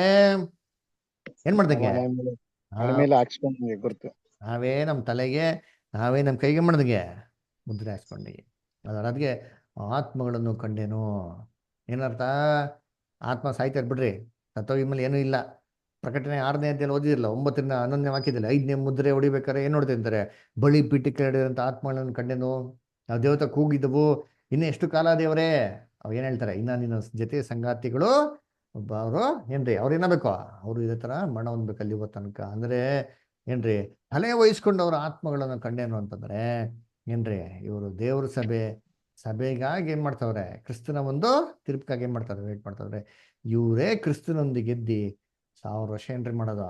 ಆಳ್ವಿಕೆ ಮಾಡೋದು. ನಂಬಿಕಸ್ಥರಾಗಿರೋಂಥ ಸಭೆ 1,44,000. ಅದರ ಇವ್ರೇನ್ ಮಾಡ್ತಾರೆ? ಕ್ರಿಸ್ತನೊಂದಿಗೆ ಓಟಾಟ ಮುಗಿಸಿದ ತಕ್ಷಣ ಕ್ರಿಸ್ತನ ಆಲ್ರೆಡಿ ಏನ್ ಮಾಡ್ತಾರೆ? ವಾಯುಮಂಡಲದಲ್ಲಿ ಆಡಳಿತ ಮಾಡ್ತಾ ಇರ್ಬೇಕಾದ್ರೆ ಜೊತೆಗೆ ಮಾಡ್ತಾರೆ ಆಡಳಿತದಲ್ಲಿ ಇವರು ಸೇರ್ಕೊಂತಾರೆ. ಅದರ ಸರಿ. ಇವಾಗ ಪ್ರಕಟಣೆ 20ನೇ ಅಧ್ಯಾಯ 5ನೇ ವಾಕ್ಯ ಓದ ನೋಡ್ತೀನಿ. ಪ್ರಕಟಣೆ 20:5. ಮಿಕ್ಕ ಸತ್ತವರು ಆ 1000 ವರ್ಷ ತೀರುವ ತನಕ ಜೀವಿತರಾಗಿ ಏಳಲಿಲ್ಲ. ಇದೇ ಪ್ರಥಮ ಪುನರುತ್ಥಾನವು. ನೋಡ್ರಿ ಹೆಂಗಿದೆ ವಾಕ್ಯ. ಅಂದ್ರೆ ಮಿಕ್ಕ ಸತ್ತವರು ಆ 1000 ವರ್ಷ ತೀರುವ ತನಕ ಏನ್ ಮಾಡಿಲ್ಲ ಅಂತ ಜೀವಿತರಾಗಿ ಏಳಲೇ ಇಲ್ಲ. ಇದು ಏನಂತೆ? ಅರೆ ಸತ್ತವ್ರು ಏಳಲೇ ಇಲ್ಲ, ಇದು ಪ್ರಥಮ ಪುನರುತ್ಥಾನ. ಅದೇ ನೋಡ್ರ ಎಷ್ಟು ಚೆನ್ನಾಗೈತೆ. ಶೇತಾನ್ ಏನ್ ಹಾಕ್ಬಿಟ್ಟ ನೋಡ್ರಿ ಇಂತಿನ ವಾಕ್ಯನ ಅಲ್ವರ. ಮಿಕ್ಕ ಸತ್ತವರು 1000 ವರ್ಷ ತೀರುವ ತನಕ ಏಳಲೇ ಇಲ್ಲ. ಬ್ರದರ್ ಹಂಗ 1000 ವರ್ಷದಲ್ಲಿ ಯಾರು ಎದ್ ಬರಲ್ಲ ಬ್ರದರ್ ಅಂತಂತಾರೆ. ಮತ್ತೆ ಹಂಗೆ ಯಾಕೆ ಹಾಕಿದ್ರು ಇದೇ ಪ್ರಥಮ ಪುನರುತ್ಥಾನ ಅಂತ? ಸತ್ತವರೇ ಎದ್ ಬರಲ್ಲ, ಯಾಕೆ ಪುನರುತ್ಥಾನ ಅಂತ ಹಾಕ್ಬೇಕಲ್ಲಿ? ಅದರ ಇದು ಆಕ್ಚುಲಿ ಈ ಪದ ಏನಿದೆಯೋ ಮಿಕ್ಕ ಸತ್ತವರು ಆ 1000 ವರ್ಷ ತೀರುವ ತನಕ ಏಳಲಿಲ್ಲ ಅಂತ ಈ ಪದ ಒರಿಜಿನಲ್ ಬೈಬಲಲ್ಲಿ ಇಲ್ಲ. ಇದನ್ನ ಆ್ಯಡ್ ಮಾಡಿದವ್ರು ಯಾರಂದ್ರೆ ಪೇಪರ್ಸಿ ಸಿಸ್ಟಮ್. ಯಾಕೆ? ನಾವು ಫಸ್ಟ್ ಪಾಠದ ಆರಂಭದಲ್ಲಿ ಏನ್ ನೋಡಿಸ್ತೀವಿ ನಿಮ್ಗೆ? ಕ್ರಿಸ್ತ ವಿರೋಧಿ ಏನಂತ ಹೇಳ್ಕೊಂಡ್ರು ಅಂದ್ರೆ 799 ಇಸ್ವಿಯಿಂದ 1799 ಇಸ್ವಿವರೆಗೂ ಕ್ರಿಸ್ತನ್ ಏನ್ ಮಾಡ್ಬಿಟ್ರು? ಆಳ್ವಿಕೆ ಮಾಡ್ಬಿಟ್ರು, ನಾವೇ ಕ್ಲೇಮ್ ಮಾಡ್ಕೊಂಡ್ಬಿಟ್ರು. ಅವಾಗ 1000 ವರ್ಷದಲ್ಲಿ ಪುನರುತ್ಥಾನ ಇರ್ಬೇಕಲ್ವಾ? ಪುನರುತ್ಥಾನ ಎಲ್ಲಿ ಅಂತ ಜನಗಳು ಕೇಳ್ತಾರಲ್ವಾ? ಆ ಪ್ರಶ್ನೆ ಕೇಳ್ದಿರೋ ರೀತಿಯಲ್ಲಿ ಈ ಒಂದು ವಾಕ್ಯನ ಜೋಡಣೆ ಮಾಡ್ಬಿಟ್ರು. ಮಿಕ್ಕ ಸತ್ತವರು 1000 ವರ್ಷ ತೀರೋ ತನಕ ಏನಾಗಲಿಲ್ಲ, ಹೇಳಲಿಲ್ಲ. ಅವು ಜನಗಳು ಹೌದಲ್ವಾ, ಅಯ್ಯೋ ಯಾರು ಇದ್ದೊಳೋದಿಲ್ಲ, ಕರೆಕ್ಟ್ ಸೈಲೆಂಟ್ ಆಗ್ಬಿಟ್ರು ಅಲ್ವರಾ? ನಾವು ಸ್ವಲ್ಪ ಯೋಚನೆ ಮಾಡಬೇಕು. ಕರ್ತನಲ್ಲಿ ಪ್ರೀತಿ ಸಹೋದರಗಳೇ, 4ನೇ ವಾಕ್ಯದಲ್ಲಿ ನೋಡಿದ್ರಿ, ಸಭೆ ಎದ್ದು ಕ್ರಿಸ್ತನಿಗೆ ಆಳ್ವಿಕೆ ಮಾಡೋದಂತೆ. ಯಾರ ಮೇಲೆ ಆಳ್ವಿಕೆ ಮಾಡ್ತಾರೆ? ಸತ್ತೋರು ಯಾರು ಎದ್ದು ಬರಲಿಲ್ಲ ಅಂದ್ರೆ ಸಭೆ ಯಾರ ಮೇಲೆ ಆಳ್ವಿಕೆ ಮಾಡೋದು? ಕ್ರಿಸ್ತನ್ ಯಾರ ಮೇಲೆ ಆಳ್ವಿಕೆ ಮಾಡ್ತಾರೆ? ಯೋಚನೆ ಮಾಡ್ಬೇಕಾ ಬೇಡವಾ? ಪ್ರಕಟಣೆ 20ನೇ ಅಧ್ಯಾಯ 3ನೇ ವಾಕ್ಯದಲ್ಲಿ ಏನ್ ನೋಡಿದ್ರೆ, ಇನ್ನೂ ಜನಗಳನ್ನ ಮಳ್ಳಿಗೊಳಿಸಿದ ಹಾಗೆ ಸೇತಾನ್ ಏನ್ ಮಾಡುತ್ತೆ, ಅಧೋಲೋಕದಲ್ಲಿ ದಬ್ಬಿ ಮುದ್ರೆ ಹಾಕೋದ್ರು ಅಂತ ನೋಡ್ತೀವಿ. ಕರೆಕ್ಟಾ? ಏನಕ್ಕೆ ಮುದ್ರೆ ಹಾಕೋದು? ಏನಕ್ಕೆ ಅಧೋಲೋಕದಲ್ಲಿ ದಬ್ಬಂತ ಉದ್ದೇಶ ಏನು? ಇನ್ನೂ ಜನಗಳೇ ಮಾಡ್ಬಾರ್ದು, ಮಳ್ಳು ಹೋಲಿಸ್ಬಾರ್ದು. ಅವ್ರೆ ಅಲ್ಲ, ಜನಗಳೇ ಇಲ್ಲ ಅಂತಂದ್ರೆ ಇನ್ನೇನಕ್ಕೆ ಸೇತಾನ ಕಟ್ಟಾಕ್ಬೇಕಂದ್ರೆ ಬಿಟ್ಬಿಡ್ಬೋದಲ್ವಾ? ಹಂಗಂದ್ರೆ ಜನಗಳು ಇರ್ತಾರೆ, ಆ ಜನಗಳನ್ನ ಮಳುಗೊಳಿಸ್ಬಾರ್ದು ಅಂತ ಅಂದ್ಬಿಟ್ಟೆ ಸೇತಾನ್ನ ಕಟ್ಟಾಕೋದು. ಹಾಗಾದ್ರೆ ಜನಗಳು ಇರ್ತಾರೆ, ಸತ್ತವರಲ್ಲೇ ಎದ್ಬತ್ತಾರೆ. ಅದಕ್ಕೆ ನೋಡ್ಬೇಕಾದ್ರೆ ಈ ಒಂದು ಪದಗಳೇನಿದೆಯೋ ಪ್ರಕಟಣೆ 20ನೇ ಅಧ್ಯಾಯ 5ನೇ ವಾಕ್ಯಕ್ಕೆ ಒರಿಜಿನಲ್ ಬೈಬಲ್ ಅಲ್ಲಿ ಇಲ್ಲ. ಅದಕ್ಕೆ ನಿಮ್ಗೆಲ್ಲ ಬೇಸಿಕ್ ಕ್ಲಾಸ್ ಹೇಳ್ಕೊಡ್ಬೇಕು, ಪಟ್ಟಿ ಕೊಟ್ಟಿದೆ ಗೊತ್ತಾ? ಯಾವ ವಾಕ್ಯಗಳು ಒರಿಜಿನಲ್ ಬೈಬಲ್ ಇಲ್ಲ ಅಂತ ಪಟ್ಟಿ, ಆ ಪಟ್ಟಿಯಲ್ಲಿ ಏನ್ ಮಾಡಿದ್ರಿ, ದಯವಿಟ್ಟು ಇದ್ರೆ ಅಂತ ತಗೊಂಡು ದಯವಿ ಬುಕ್ಕಲ್ಲಿ ನೀವು ಗೀಟ್ ಮಾರ್ಕ್ ಹಾಕೊಂಬಿಡಿ. ಅದರ ಏನ್ ನೋಡಿ, ಇಲ್ಲಿ ಹಾಕಿ ನೋಡಿದ್ ಕಡೆ ನೋಡಿ, ಆ ಪ್ರಕಟಣೆ 20ನೇ ಅಧ್ಯಾಯ 4 ಮತ್ತು 5ನೇ ವಾಕ್ಯಕ್ಕೆ ಕ್ಲೀನಾಗಿ ಗೀಟ್ ಹಾಕ್ಬಿಟ್ಟು ನಾವೆಲ್ಲ ಹಾಕಿದ್ವಿ ನೋಡಿ. ಇವಾಗ ಓದ್ಬೇಕಾರೆ ಇಲ್ಲಿ ಸ್ಕ್ರೀನಲ್ಲಿ ಹಾಕಿರೋ ಪ್ರಕಾರ ಓದ್ರಿ ನೋಡಿ. ಹಿಂಗ್ ಓದ್ರಿ, ನಿಜವಾದ ಅರ್ಥ ನಿಮ್ಗೆ ಗೊತ್ತಾಗ್ತದೆ. ಹಿಂಗೆ ಪ್ರಕಟಣೆ 20ನೇ ಅಧ್ಯಾಯ 4 ಮತ್ತು 5ನೇ ವಾಕ್ಯನ ಈ ಸ್ಕ್ರೀನಲ್ಲಿರೋ ಪ್ರಕಾರ ಓದಿ. ಮಿಕ್ಕ ಸತ್ತವರು ಆ 1000 ವರ್ಷ ತೀರುವ ತನಕ ಜೀವಿತರಾಗಿ ಹೇಳಲಿಲ್ಲ ಅಂತಂದ್ಬಿಟ್ಟು ಆ ಪದನ ಬಿಟ್ಬಿಟ್ಟು ಓದಿ. ಇವಾಗ ಎಷ್ಟು ಚೆನ್ನಾಗಿ ಅರ್ಥ ಬರ್ತಾರೆ ನೋಡಿ. ಓದಿ ಯಾರಾದ್ರು, ರೇಷ್ಮಷ್ಟು ಓದಿ. ತರುವಾಯ ಸಿಂಹಾಸನಗಳನ್ನು ಕಂಡೆನು, ಅವುಗಳ ಮೇಲೆ ಜನರು ಕೂತಿದ್ದರು, ನ್ಯಾಯ ತೀರಿಸುವ ಅಧಿಕಾರವು ಅವರಿಗೆ ಕೊಡಲ್ಪಟ್ಟಿತು. ಇದಲ್ಲದೆ ಯೇಸುವಿನ ವಿಷಯವಾದ ಸಾಕ್ಷಿಯ ನಿಮಿತ್ತವಾಗಿಯೂ ದೇವರ ವಾಕ್ಯದ ನಿಮಿತ್ತವಾಗಿಯೂ ತಲೆವಹಿಸಿಕೊಂಡವರ ಆತ್ಮಗಳನ್ನು ಮೃಗಕ್ಕೂ ಅದರ ವಿಗ್ರಹಕ್ಕೂ ನಮಸ್ಕರಿಸದೆ ತಮ್ಮ ಹಣೆಯ ಮೇಲೆ ಮತ್ತು ಕೈಯ ಮೇಲೆ ಗುರುತು ಹಾಕಿಸಿಕೊಳ್ಳದೆ ಇರುವವರನ್ನು ಕಂಡೆನು. ಅವರು ಜೀವಿತರಾಗಿ ಎದ್ದು 1000 ವರ್ಷ ಕ್ರಿಸ್ತನೊಂದಿಗೆ ಆಳಿದರು. ಇದೇ ಪ್ರಥಮ ಪುನರುತ್ಥಾನ. ಹೆಂಗೈತೆ ಅರ್ಥ? ಕ್ಲೀನ್ ಆಗೈತೆ ನೋಡ್ರಿ ಅಂತೀನಿ ಅದರ ಏನ್ರಿ, ಅವರು ಜೀವಿತರಾಗಿ ಎದ್ದು 1000 ವರ್ಷ ಕ್ರಿಸ್ತನೊಂದಿಗೆ ಆಳಿದರು. ಇದೇ ಪ್ರಥಮ ಪುನರುತ್ಥಾನ. ಎಷ್ಟು ಬರ್ತಾವ ನೋಡಿ ಮೀನಿಂಗ್ ನೋಡ್ರ, ಎಷ್ಟು ಕ್ಲೀನ್ ಆಗಿದ್ದಾರೆ. ವಾಕ್ಯನ ಅರ್ಥ ಮಾಡ್ಕೊಂಬೇಕ್ರಿ. ಅದಕ್ಕೆ ಕರ್ತನಲ್ಲಿ ಪ್ರೀತಿ ಅಂತ ಸರೋಗಳೇ, ಇದೇ ಮೊದಲನೇ ಪುನರುತ್ಥಾನ. ಆ ಮೊದಲನೇ ಪುನರುತ್ಥಾನಕ್ಕೆ ಸೇರೋರು ಏನ್ರಿ, ಧನ್ಯರು. ಅದನ್ನೇ 6ನೇ ವಾಕ್ಯದಲ್ಲಿ ಹೇಳಿದ್ರೆ ಓದಿದ್ದೀನಿ, ಕಂಟಿನ್ಯೂ ಮಾಡಿ 6th ವರ್ಸ್ ಹಂಗೆ. ಪ್ರಥಮ ಪುನರುತ್ಥಾನದಲ್ಲಿ ಸೇರಿರುವವನು ಧನ್ಯನು ಪರಿಶುದ್ಧನೂ ಆಗಿದ್ದಾನೆ. ನೋಡ್ರ ಎಷ್ಟು ಕ್ಲೀನ್ ಆಗಿ ಬರ್ತಾ ನೋಡಿರ್ತೀನಿ. ಸೆಂಟೆನ್ಸ್ ಫಾರ್ಮೇಶನ್ ನೀಟಾಗಿ ಹಿಂಗ್ ಫ್ಲೋ ಇದೆ ನೋಡಿರ್ತೀನಿ. ಪ್ರಥಮ ಪುನರುತ್ಥಾನದಲ್ಲಿ ಸೇರುವವನು ಧನ್ಯನು ಪರಿಶುದ್ಧನಾಗಿದ್ದಾನೆ. ಇಂಥವರ ಮೇಲೆ ಎರಡನೆಯ ಮರಣಕ್ಕೆ ಅಧಿಕಾರವಿಲ್ಲ, ಆದರೆ ಅವರು ದೇವರಿಗೂ ಕ್ರಿಸ್ತನಿಗೂ ಯಾಜಕರಾಗಿ ಕ್ರಿಸ್ತನೊಂದಿಗೆ ಆ 1000 ವರ್ಷ ಆಳುವರು. ಕ್ರಿಸ್ತನೊಂದಿಗೆ ಆ 1000 ವರ್ಷ ಆಳುವರು ಅಲ್ವರ. ಅದಕ್ಕೆ ನೋಡ್ಬೇಕಾರೆ ಏನ್ರಿ, ಸೇರೋನು ಧನ್ಯನು ಪರಿಶುದ್ಧನಾಗಿದ್ದಾನೆ. ಇಂಥವ್ರ ಮೇಲೆ ಎರಡನೇ ಮರಣದ ಅಧಿಕಾರನೇ ಇರ್ಲಪ್ಪ. ಅದೇ ಮೊದಲೇ ಪುನರುತ್ಥಾನ ಅಂದ ಅರ್ಥ.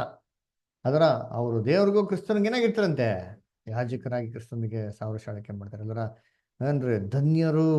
ಅದಕ್ಕೆ ನಾವು ನೋಡ್ತಿಲ್ಲ, ದಾನಿಯೇಲ 12ನೇ ಅಧ್ಯಾಯ ನೋಡ್ಬೇಕಾರೆ ಅಂತಾರೆ 1335 ದಿವಸದವರೆಗೂ ಕಾದಿರಂತ ಮನುಷ್ಯನು ಭಾಗ್ಯವಂತನು. ಯಾಕಪ್ಪ ಭಾಗ್ಯವಂತನು? ಏನ್ರಿ 539ನೇ ಕ್ರಿಸ್ತ ಶಕದಿಂದ 1335 ಇಸ್ವಿ ನಾವು ಜೋಡಿಸಿದ್ರೆ ನಮಗೆ ಕರೆಕ್ಟಾಗಿ 1874ನೇ ಇಸ್ವಿ ಬರ್ತದೆ. 1874 ಇಸ್ವಿ ಏನು ಸ್ಪೆಷಲು ನಮಗೆಲ್ಲ ಚೆನ್ನಾಗಿ ಗೊತ್ತು. ಏನ್ರಿ, ಒಂದು ತುಂಬ ಮುಖ್ಯವಾಗಿರೋಂಥ ಕೆಲಸ ಆಯಿತು. ಅದು ಅಲ್ಲಿವರೆಗೂ ಕಾದಿರೋಂಥ ಮನುಷ್ಯನು ಭಾಗ್ಯವಂತನು. ಅದಕ್ಕೆ ಮೊದಲನೇ ಪುನರುತ್ಥಾನದಲ್ಲಿ ಪಾಲ್ಗೊಳ್ಳೋದು ಅಂತಾನೆ ಪರಿಶುದ್ಧನು. ಯಾಕಂದ್ರೆ ಕ್ರಿಸ್ತನಿಗೆ ಏನು ಮಾಡ್ತಾರೆ, 1000 ವರ್ಷ ಆಳ್ವಿಕೆ ಮಾಡ್ತಾರೆ. ಹೆಂಗಿರ್ತಾರೆ ಯಾಜಕರು.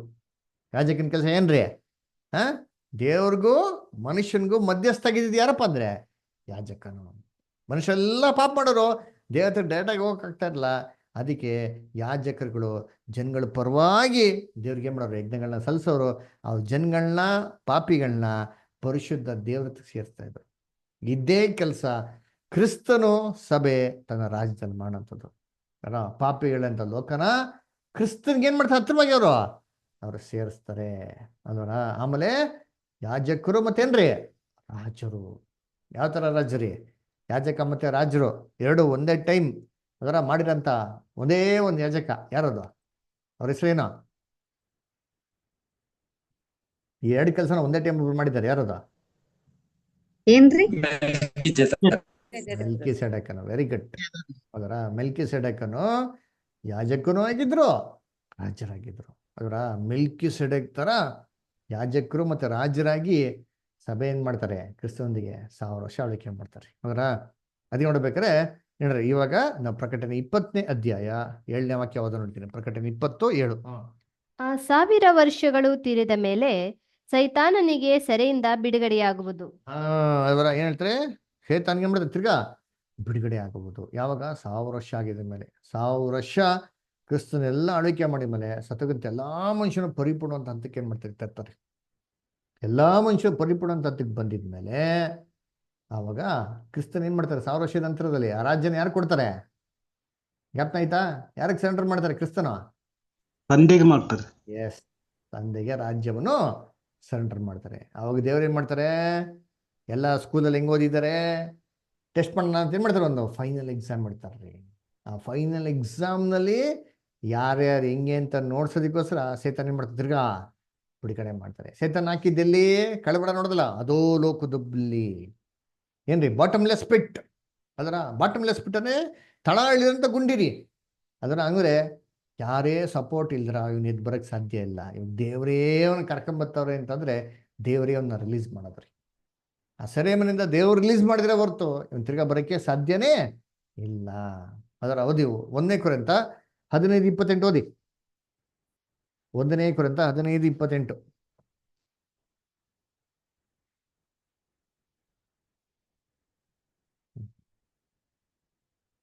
ಸಮಸ್ತವು ಆತನಿಗೆ ಅಧೀನವಾದ ಮೇಲೆ ಮಗನು ಸಮಸ್ತವನ್ನು ತನಗೆ ಅಧೀನ ಮಾಡಿ ಕೊಟ್ಟಾತನಿಗೆ ತಾನೇ ಅಧೀನನಾಗುವನು. ಹೀಗೆ ದೇವರು ಸಮಸ್ತರಲ್ಲಿಯೂ ಸಮಸ್ತವೂ ಆಗುವನು.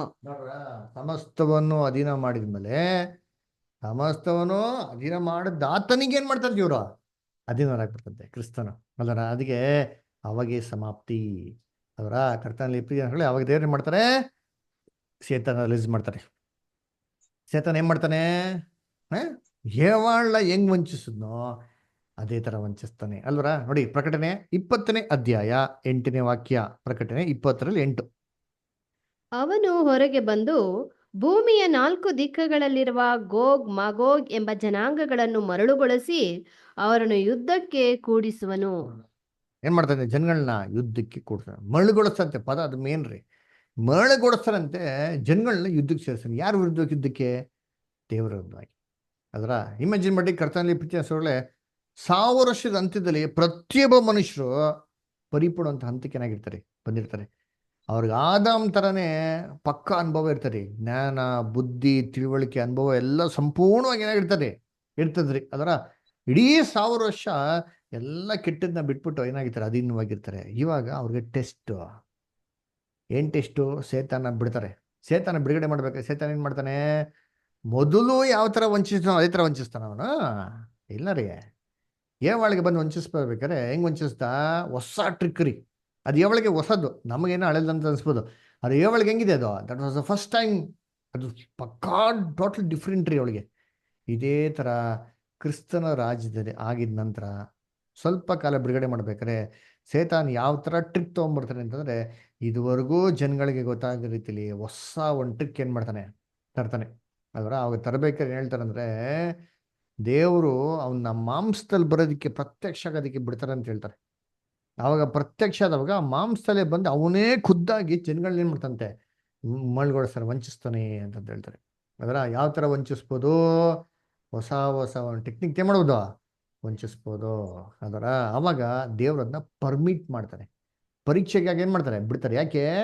ಮನುಷ್ಯ ನಿಜವಾಗ್ಲೂ ಪರಿಶುದ್ಧವಾಗಿದ್ದಾನ, ನಿಜವಾಗ್ಲೂ 1000 ವರ್ಷ ನನ್ನ ಪ್ರೀತಿಯಿಂದ ನನ್ನ ನೀತಿ ನಿಯಮಗಳಿಗೆ ಅಧೀನರಾಗಿದ್ನ, ಅಥವಾ ಸುಮ್ಮನೆ ಏನೋ ಕಾಟಾಚಾರಕ್ಕೋಸ್ಕರ ಬೈದಿಂದ ಅಧೀನರಾಗಿದ್ದ ಅಂತ ಪರೀಕ್ಷೆ ಮಾಡಕ್ಕೆ ಏನು ಮಾಡ್ತಾರಂತೆ, ಬಿಡ್ತಾರಂತೆ. ಅದರ ಹೇಗೆ ಹೇಗೆ ಅಂದರೆ ಇವಾಗ ಹೆಂಗಿದೆಯೋ ಹಂಗೆ. ನೋಡಿ ಒಂದು ವಾಕ್ಯ ಓದೋಣ ಎಲ್ರಿ. 2ನೇ ತಿಮೋತಿ 3ನೇ ಅಧ್ಯಾಯ 5ನೇ ವಾಕ್ಯ ಓದ್ರಿ. ಯಾರಾದ್ರು ಓದ್ರಿ. 2 ತಿಮೋತಿ 3:5.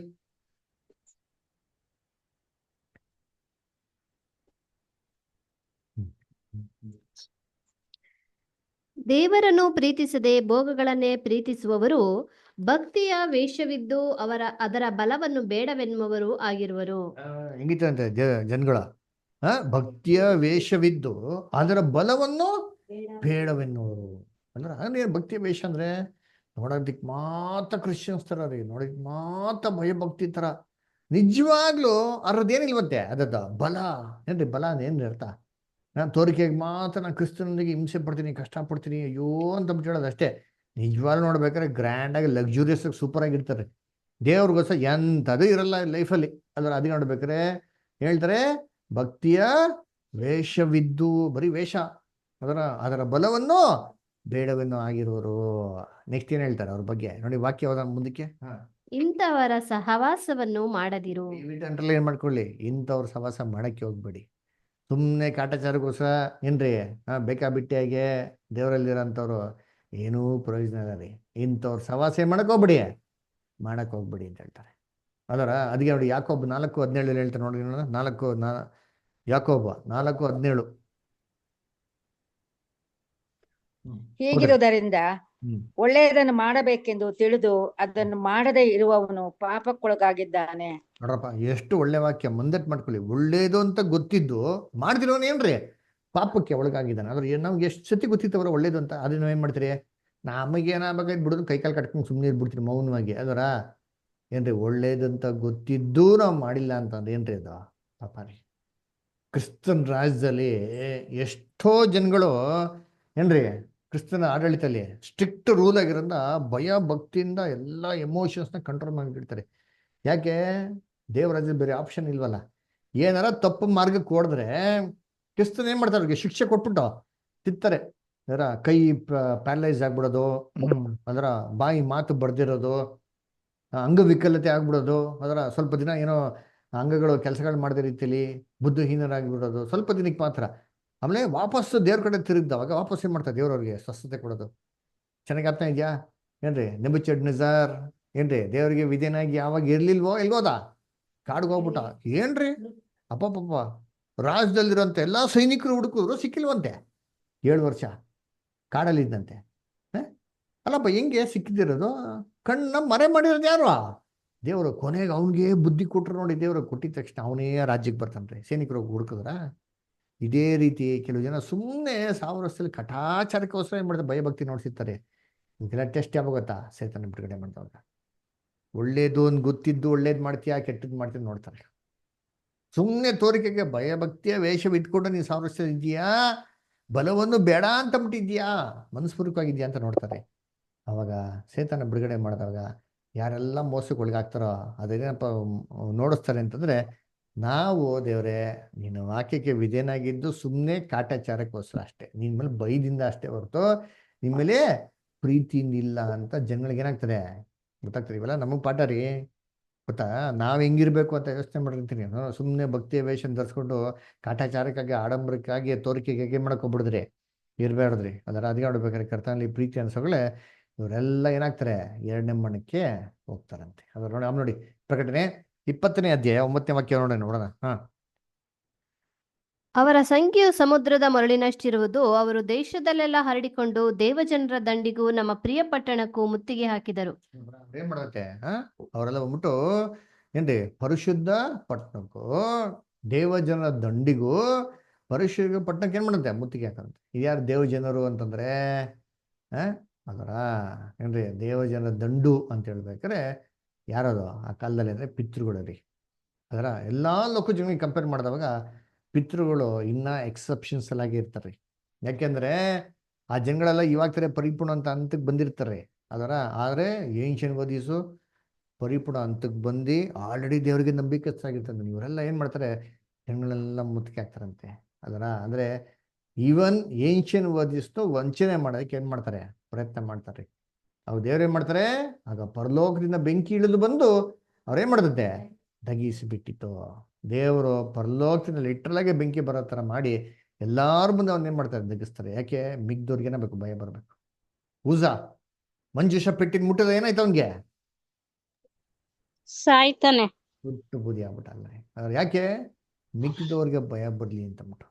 ಅದರ ಏನ್ರಿ ನಾದಾಬ್ ಮತ್ತೆ ಅಬಿಯು ಅದರ ಏನ್ರಿ ಮಾಡ್ತಾರೆ ಅಲ್ಲಿ ಅಲ್ಲಿ ಬಂದ್ಬಿಟ್ಟು ಏನ್ರಿ ಕೊಡಬಾಡ ಅಂತ ಧೂಪನ ಹಾಕಕ್ ಹೋಗ್ತಾರ ಅಂತೀನಿ. ದೇವ್ರೇನ್ ಮಾಡ್ತಾರೆ ಅವನ್ನ ಒಂದು ಅಗ್ನಿಯಿಂದನೇ ನಾಶ ಮಾಡಕ್ ಬಿಡ್ತಾರೆ. ಅದರ ಕೋರ ಸಂಗಡ ಇರೋರುಗಳೆಲ್ಲ ಜನಗಳು ಏನ್ರಿ ಹೆಚ್ಚು ಕಮ್ಮಿ ಒಂದು 250 ಜನ.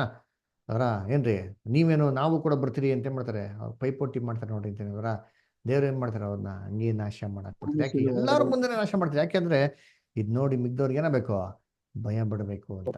ಅದನ್ನ ಅದಕ್ಕೆ ನೋಡ್ಬೇಕಾದ್ರೆ ಕರ್ತನಲ್ಲಿ ಪ್ರೀತಿ ಅನ್ಸೋರ್ಗಳೇ ಏನ್ರಿ, ಆವಾಗ ಕೊನೆಯದಾಗ ಏನ್ ಮಾಡ್ತಾರೆ, ಸೇತಾನು ಅವನೇನ್ ಮಾಡ್ತಾರೆ, ಅವನು ಜೊತೆಗಿರಂತ ಎಲ್ಲಾ ಬಿದ್ದರು ಏನ್ ಮಾಡ್ತಾರೆ, 2ನೇ ಮರಣದಲ್ಲಿ ನಾಶ ಮಾಡ್ತಾರೆ. ಅದನ್ನೇ 10ನೇ ವಾಕ್ಯದಲ್ಲಿ ಕೊಟ್ಟಿದ್ದಾರೆ. ಓದ ನೋಡಿ, ಪ್ರಕಟಣೆ 20ನೇ ಅಧ್ಯಾಯ 10ನೇ ವಾಕ್ಯ.